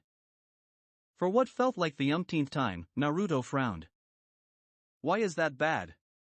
He asked curiously. Besides, I thought it was my mindscape.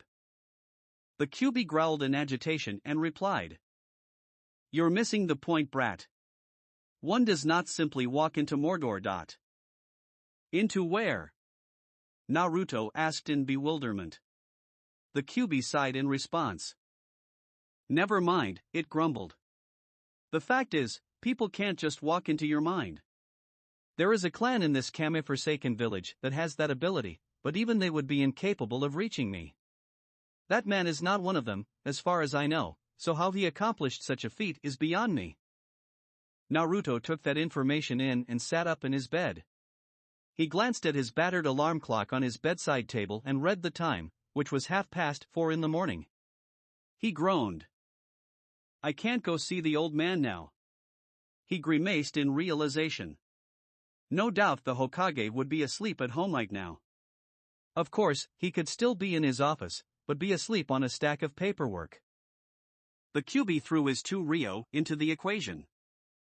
I wouldn't recommend telling the old meatsack about me or the Shadow Man just yet anyways, brat. Naruto pictured a mental image of himself flipping the fox off and growled. Hey, I actually like the old man. Don't call him names. The Kyuubi scoffed and continued. I have no respect for those meatsacks you call Hokage, the fox replied scathingly. If you'll recall, I was sealed in here by one of them, so excuse me if I find them wanting. Naruto decided that he and the Kyuubi would have to agree to disagree on that fact. Figuring that arguing with the fox would only cause it to stop answering his questions, Naruto took a calming breath and changed tact. Why shouldn't I tell the old man about you or the masked guy? I trust him. I don't trust you. There was a pregnant pause after Naruto's comment, before the Kyuubi replied frostily. I don't care if you trust me or not, brat, it spat. But at least hear me out. If you tell the old meatsack, hey. Oh, be quiet. If you tell him, what do you think he'll do? That shut Naruto up. He wasn't sure what the old man would do, but based on what had happened when he told the Hokage about his shadow the first time. I dunno, Naruto replied indecisively. I'd bet he'd assign more people to watch me? Naruto couldn't see it, but he could tell the Kyuubi was nodding his head. Not only that, the fox added. But think about it, you wouldn't be able to go anywhere without someone tailing you. If the Shadow Man said that he won't stop following you, why would you make it easier for him to do so? The more people you have tailing you. Naruto's eyes widened in realization. You actually think it's a good idea to let the shadow guy continue to follow me? That's stupid, it's crazy, it's smart. Naruto blinked and lowered his arms, which were gesticulating wildly in the air to show his disapproval, and simply commented, "How is that smart?" The fox sighed again, chastising itself for even bothering to explain to the boy. "Haven't you ever heard the saying, keep your friends close, but your enemies closer?" Naruto bowed his head and glared at his blankets, balling a wad of them in his fists. "No," he replied bitterly. "Why would I? I don't have any friends. Just enemies apparently." The fox fell silent, as did Naruto, who continued to think on that fact, until sleep took him into its embrace. After a night of restless sleep, Naruto was awoken by a bright light in his face. He blearily opened his eyes, only to squeeze them shut tightly when he realized the bright light was sunlight filtering through his windows. With a great yawn and a stretch, the boy hopped out of bed and made his way to the bathroom to get ready for the day. One look in the mirror made him groan. His eyes had bags underneath them from lack of sleep. He didn't feel that tired, but he certainly looked that way. He assumed he was still running on adrenaline from last night's events. Speaking of last night. "Hey, Kyubi?" Naruto whispered. He was answered by a loud snore. He scowled.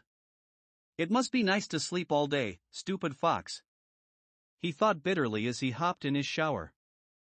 After cleaning up and eating a healthy breakfast. Okay, scratch that.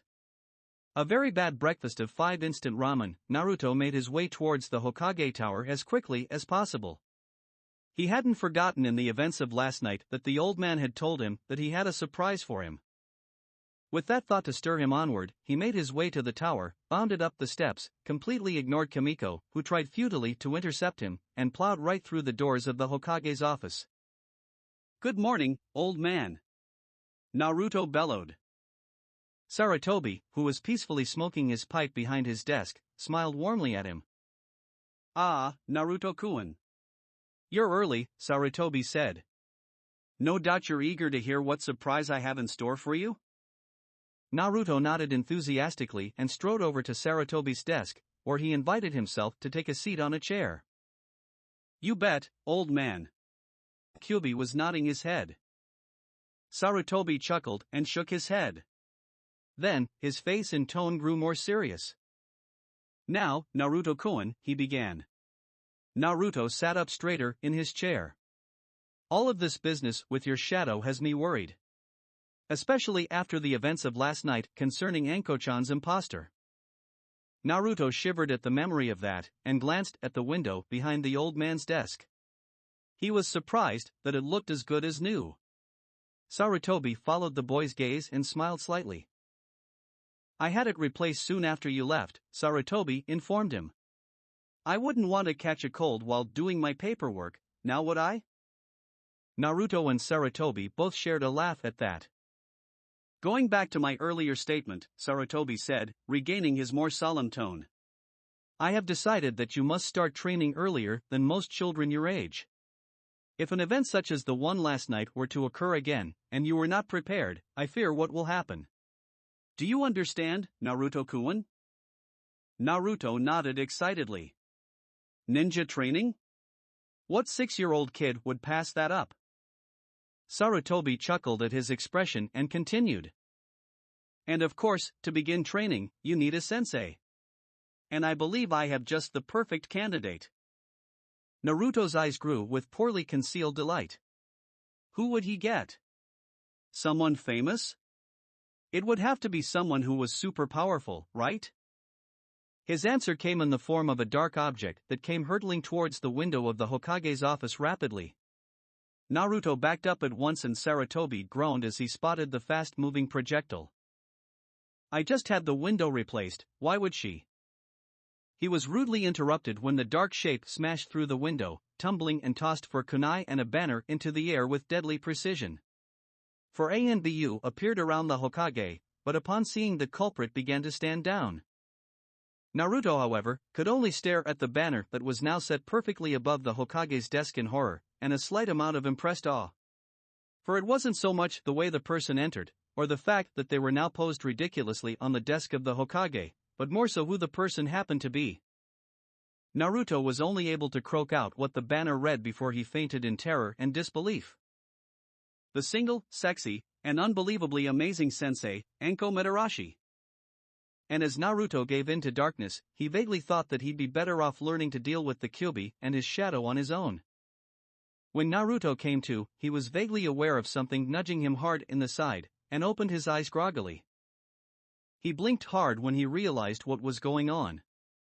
Anko Madarashi, the same woman who had chased him all over the entirety of the village, tried to slice him up with a kunai, and now, had somehow, by some wicked twist of fate, become his new sensei. Was kicking him in the side, with an annoyed look upon her face. Anko rolled her eyes as she noticed Naruto's indignant glare up at her. "So, you're up," she mocked. "I only had to kick you about 80 times, seriously, do I really have to train someone this week, Hokage-sama?" Naruto glared daggers at her and stared down Sarutobi, who was seated at his desk with a hand covering his face in resignation. When Sarutobi looked up and noticed Naruto's expression, he cracked a wry smile. "Naruto-kun is full of surprises, Anko-chan," he said kindly. "Besides, I know that you are the best teacher for him at this point in time." Naruto sprang to his feet and pointed accusingly at his new sensei, completely ignoring the aching in his left ribs where he had been kicked. "Seriously, old man," he bellowed. "Are we looking at the same person here? This is the same woman who nearly cut me to pieces and tried to feed me to her snakes." Anko's eye twitched in irritation, but Naruto was on a roll now. "Not to mention," he continued, "she broke into my apartment." Anko's whole body twitched in irritation as her anger peaked just a tad bit more, but Naruto still wasn't done. "And finally," Naruto added smugly, "she got beat up by that shadow double of herself, right? How will I be able to trust that she's even strong enough to teach me anything?"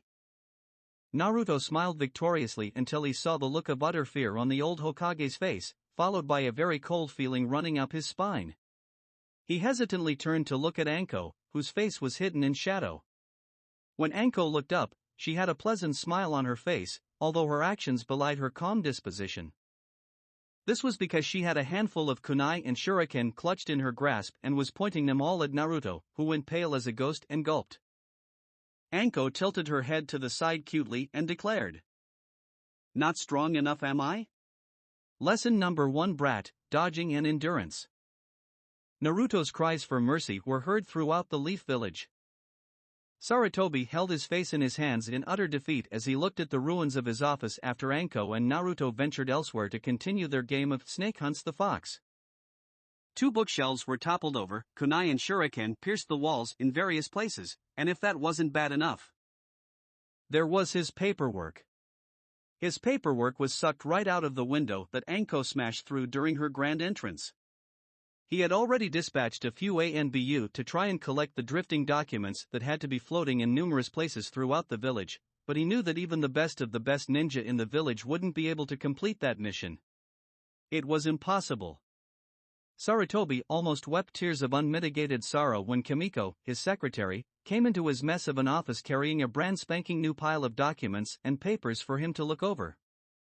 He slammed his head on his desk as fat tears ran down his cheeks. "You are so stupid, you know that, brat," mocked the Kyuubi in Naruto's mind, as our whiskered hero ran for his life from his enraged sensei. Naruto's brow furrowed in agitation. He really did not need this from his tenant right now. "Shut the hell up!" Naruto roared mentally. "If you don't have a way for me to get out of this situation, then I'd like it if you just kept quiet, Fox." There was silence for a moment before the fox replied scathingly. "Fine. But I'd watch where I was going if I were you." Naruto blinked and looked forward, only to narrowly dodge an incoming electrical pole in the street.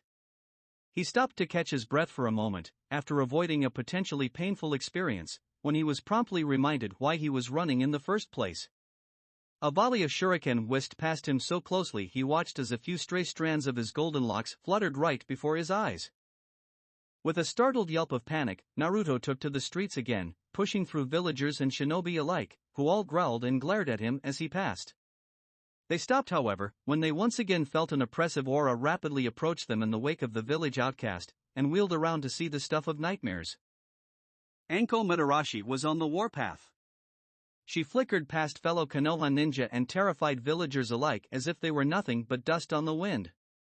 How poetic. But seriously, the woman was pissed. It was bad enough that she was dragged from her night on the town with her friend Kurenai Yuhi to the Hokage's office.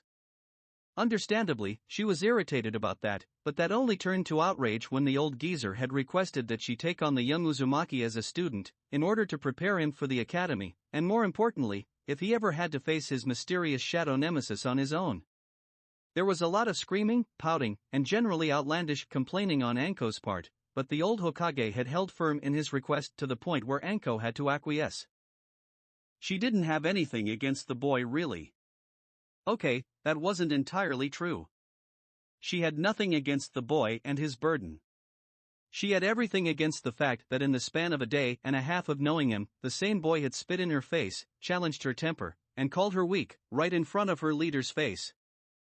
So, yes friends, Anko Madarashi would be showing Naruto Uzumaki no mercy whatsoever when she caught him. And she would catch him. Back with Naruto, the boy was running out of steam and clever ways to delay his enraged sensei. He thought he had lost her when he took a shortcut through the park and hid in some bushes. He was promptly reminded that the woman could summon snakes, when he found himself assaulted by a dozen of the slithering menaces from all sides of his hiding place. He narrowly escaped that one. He thought he lost her for a second time when he dove into a lake in a random training ground, and used his unnatural stamina to hold his breath for at least 3 minutes, when he was promptly pulled out of the water by a boa constrictor's fangs on the collar of his shirt. He whipped around in a frenzy looking for the mad woman, only to find her standing on the surface of the lake, grinning triumphantly at him.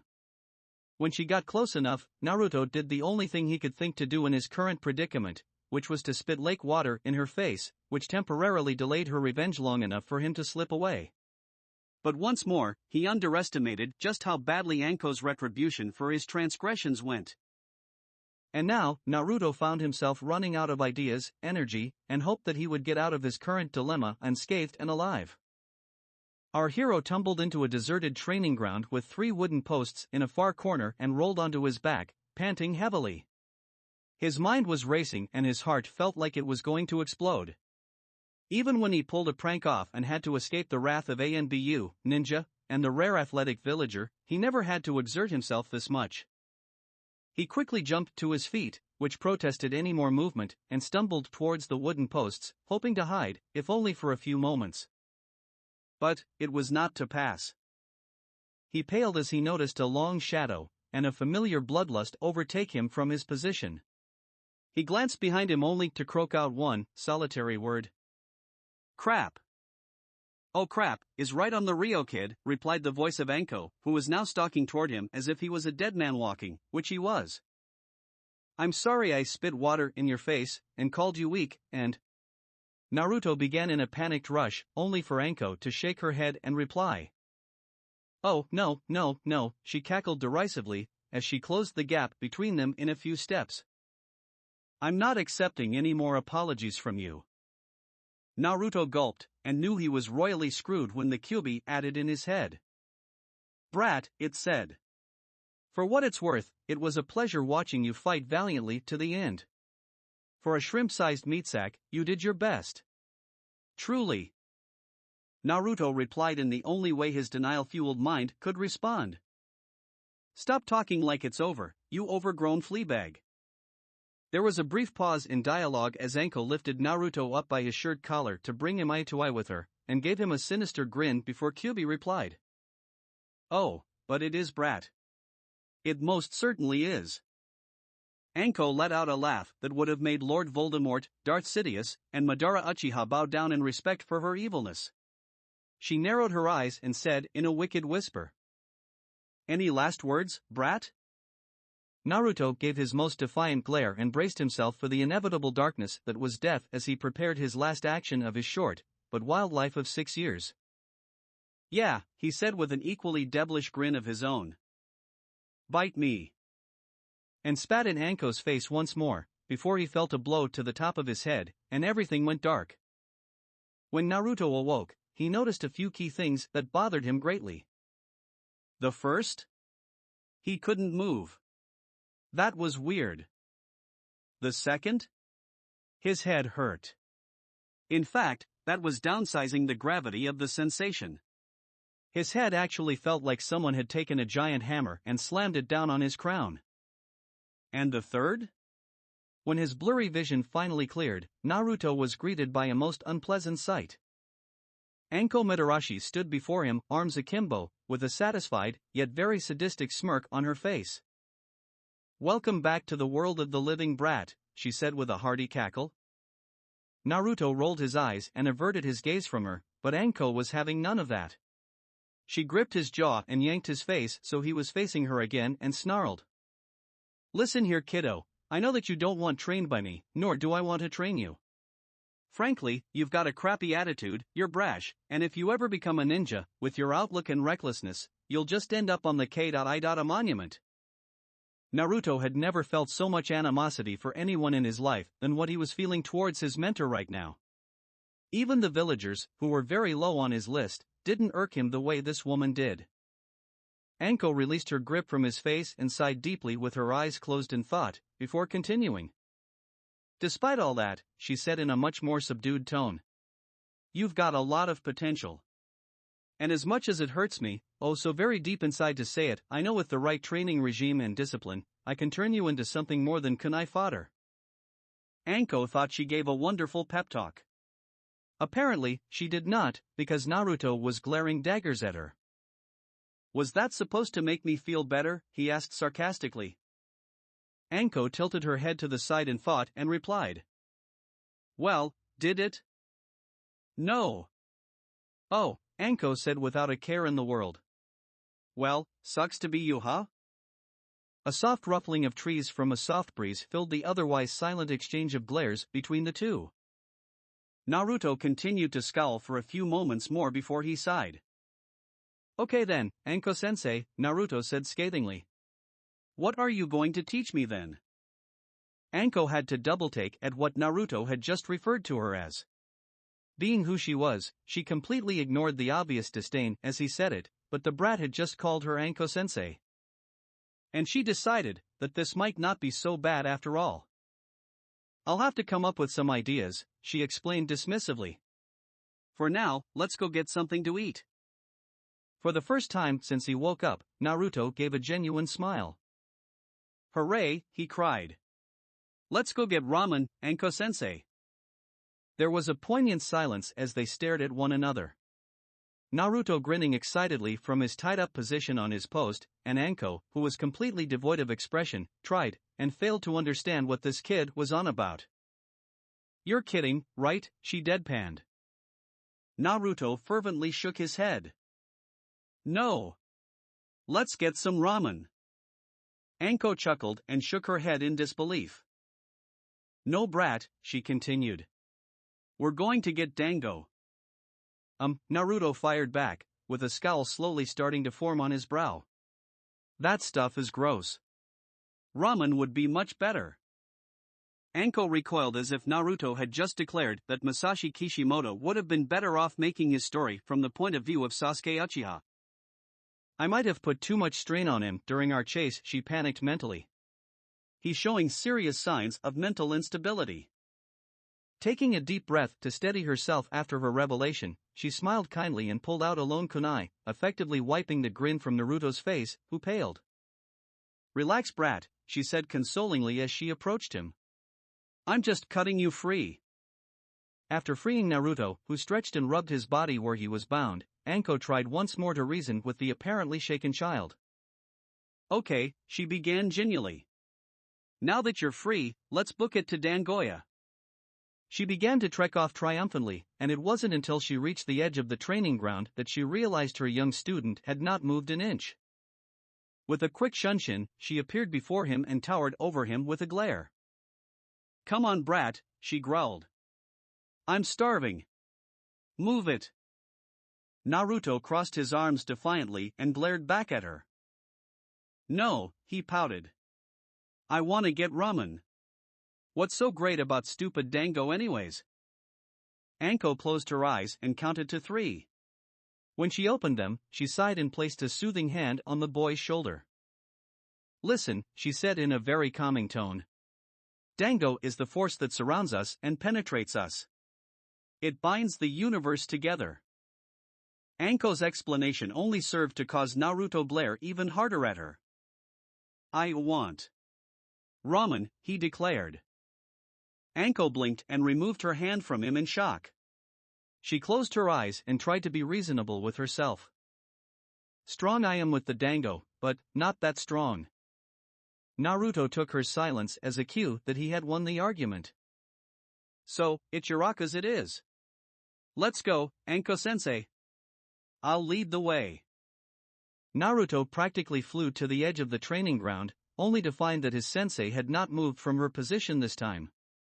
He slowly walked back towards her and waved a hand in her face to get her attention. "Come on, Anko-sensei." He was rewarded with being wrapped up in ropes faster than he could say believe it, and dragged unceremoniously by his teacher towards Dangoya. As he was paraded through the streets of Konoha, Naruto had one thought in his mind. She may have won the fight, but she will not win the war. Naruto idly stirred his miso soup as he sat in a booth with his teacher at her favorite restaurant, Dangoya. Part of the reason he was reluctant to eat anywhere but Ichiraku's was made when the owner of the dango shop tried to refuse him entrance as Anko dragged him in. To his surprise, however, Anko had threatened the owner by stating that she would no longer eat at his establishment if he refused her student entry. That really touched him. No one had ever stood up for him like that in front of the villagers before. Not that he was going to tell his snake-obsessed sensei that though. The other part of the reason he didn't want to eat anywhere but Ichiraku's was simply because he really liked ramen. Anko noticed her student's melancholy, but reasoned that he was just bitter that she had won the battle over where they would eat. After a while, however, his silence started to grate on her nerves, and she finally had to say something. "So brat," she began in an attempt to eliminate the awkward silence between them. "Tell me about yourself." Naruto blinked up at her in confusion. Anko sighed and rephrased her question. "You know," she continued. "What do you like to do? Anything you hate? What do you want to do with your life, and stuff like that?" Naruto put down his spoon and thought hard for a moment. "Well, I like pranks and ramen," he began with a glare at Anko, who rolled her eyes. I hate the way the villagers treat and look at me. Even though I..." "Careful brat," came the rumbling voice of the Kyuubi from deep inside Naruto's mind. "You don't know if you can tell her that you know about me yet." Naruto scowled and continued on, although Anko more than caught his obvious slip-up. She decided that she'd file that observation for later review. "I'm not sure what I want to do with my life. Maybe figure out how to get rid of my shadow and become a really strong ninja?" Anko nodded and took another bite of her dango. She felt somewhat bad that a kid of only 6 had to shoulder such hatred from the very village she protects every day just by being alive, but she wasn't one to act all sappy about it. "Well, I can help you with your dreams for now," she replied casually, before fixing him with a stern glance. "But my training will be tough. I do not tolerate complaining, quitting, or laziness. If I tell you to jump, you'll ask, with chakra, or no? If I tell you to do anything, you'll do it with a smile, got it?" Naruto nodded quickly and Anko smiled. However, she leaned in toward him and hissed. "And I'm telling you right now brat," she added dangerously. "I will demand respect. So if you ever even think of spitting in my face again, I'll make you sorry." Naruto paled and nodded even harder. Satisfied, Anko began to explain to him what she had in mind for his training, and then dismissed him to get some rest, for tomorrow was going to be the beginning of what she affectionately dubbed Hell Week. When Naruto finally dragged himself back to his apartment, he was surprised to see Nico-san perched on the roof, who waved at him. He smiled and waved back and ran up his stairs to meet her. She leapt down with the grace of a cat, which Naruto found funnily ironic, and landed in front of him. "So, rumor has it that you spat in Mitarashi-san's face, again," Nico said with amusement in her tone. Naruto grinned and sheepishly rubbed the back of his head. "Yeah," he said slowly. she nearly killed me, again. Nico chuckled at his response and wished him good night, leaping back to her perch on his rooftop. Smiling to himself, Naruto opened up the door to his apartment ready to take a long, relaxing shower and pass out in his bed. What he wasn't ready for, however, was for someone to quickly place their hand over his mouth, preventing him from yelling out, as soon as he closed the door. He tried to struggle, only to be swiftly subdued. He turned his head frantically to try and see the face of his attacker, only to deadpan when he realized who it was. Anko smiled deviously at her young charge as he struggled fruitlessly against her hold. When she finally let go, she chuckled as Naruto stumbled away from her and braced himself on the wall of his apartment. "What the hell, Anko-sensei?" Naruto bellowed in outrage. Anko doubled over in laughter at the expression on his face. When she finally regained control of her breathing, she turned to address him, only to start laughing hysterically again. "Oh, brat!" Anko wheezed. "You should have seen your face. Priceless." Naruto crossed his arms and glared, although on the inside his heart was beating about 100 miles a second. "Seriously?" Naruto complained. "Why would you do that? For a moment there, I thought that you were your shadow?" Anko finished in a deadly serious tone. Naruto paled at the mention of his mysterious hunter and took a few steps back warily from his sensei. Anko rolled her eyes and placed her hands on her hips in exasperation. "Seriously, brat, I'm not my shadow double," Anko scoffed. "If I was, we wouldn't be having this conversation right now." Naruto still continued to watch Anko distrustfully. Anko smiled and nodded her head in approval. "Good," she said with satisfaction. "You've passed your first real lesson. Always be on your guard, even when you think you're safe. That's the second most important rule of being a ninja in training of the great Anko Mitarashi." Naruto was vaguely reminded of a certain nine-tailed fox that addressed itself in a similar way as his sensei. Eventually, curiosity got the better of him and he asked, "What's the first rule, then?" Anko grinned. "Now, that would be telling, wouldn't it, brat?" Naruto frowned. Of course his sensei wouldn't tell him. Anko strode towards the door of Naruto's apartment, and before leaving turned her head around to address him once more. "Oh, and I've made a change of location as to where I want you to meet me tomorrow morning," she said happily. Naruto's frown furthered. "Where's that?" Anko smiled sadistically, sending shivers down Naruto's spine. "You'll be meeting me at 0500 hours at training ground number 44. Don't be late, or I'll come get you, and you don't want that, brat." No. He most certainly didn't. As Naruto lay in bed, he tried to think of where training ground number 44 was. He had gone to at least all of the training grounds in the village, so perhaps this one was outside the village walls? He turned over in his sheets and turned out his light on his bedstand table. "I'll just ask Nico-san in the morning, I guess." Unbeknownst to our young hero, the very person who he meant to ask had heard the entire conversation between the boy and his teacher earlier and was sweating bullets for him. "Oh, Naruto-san," she whispered with thinly veiled terror. "I hope for your sake, you come back tomorrow in one piece and alive."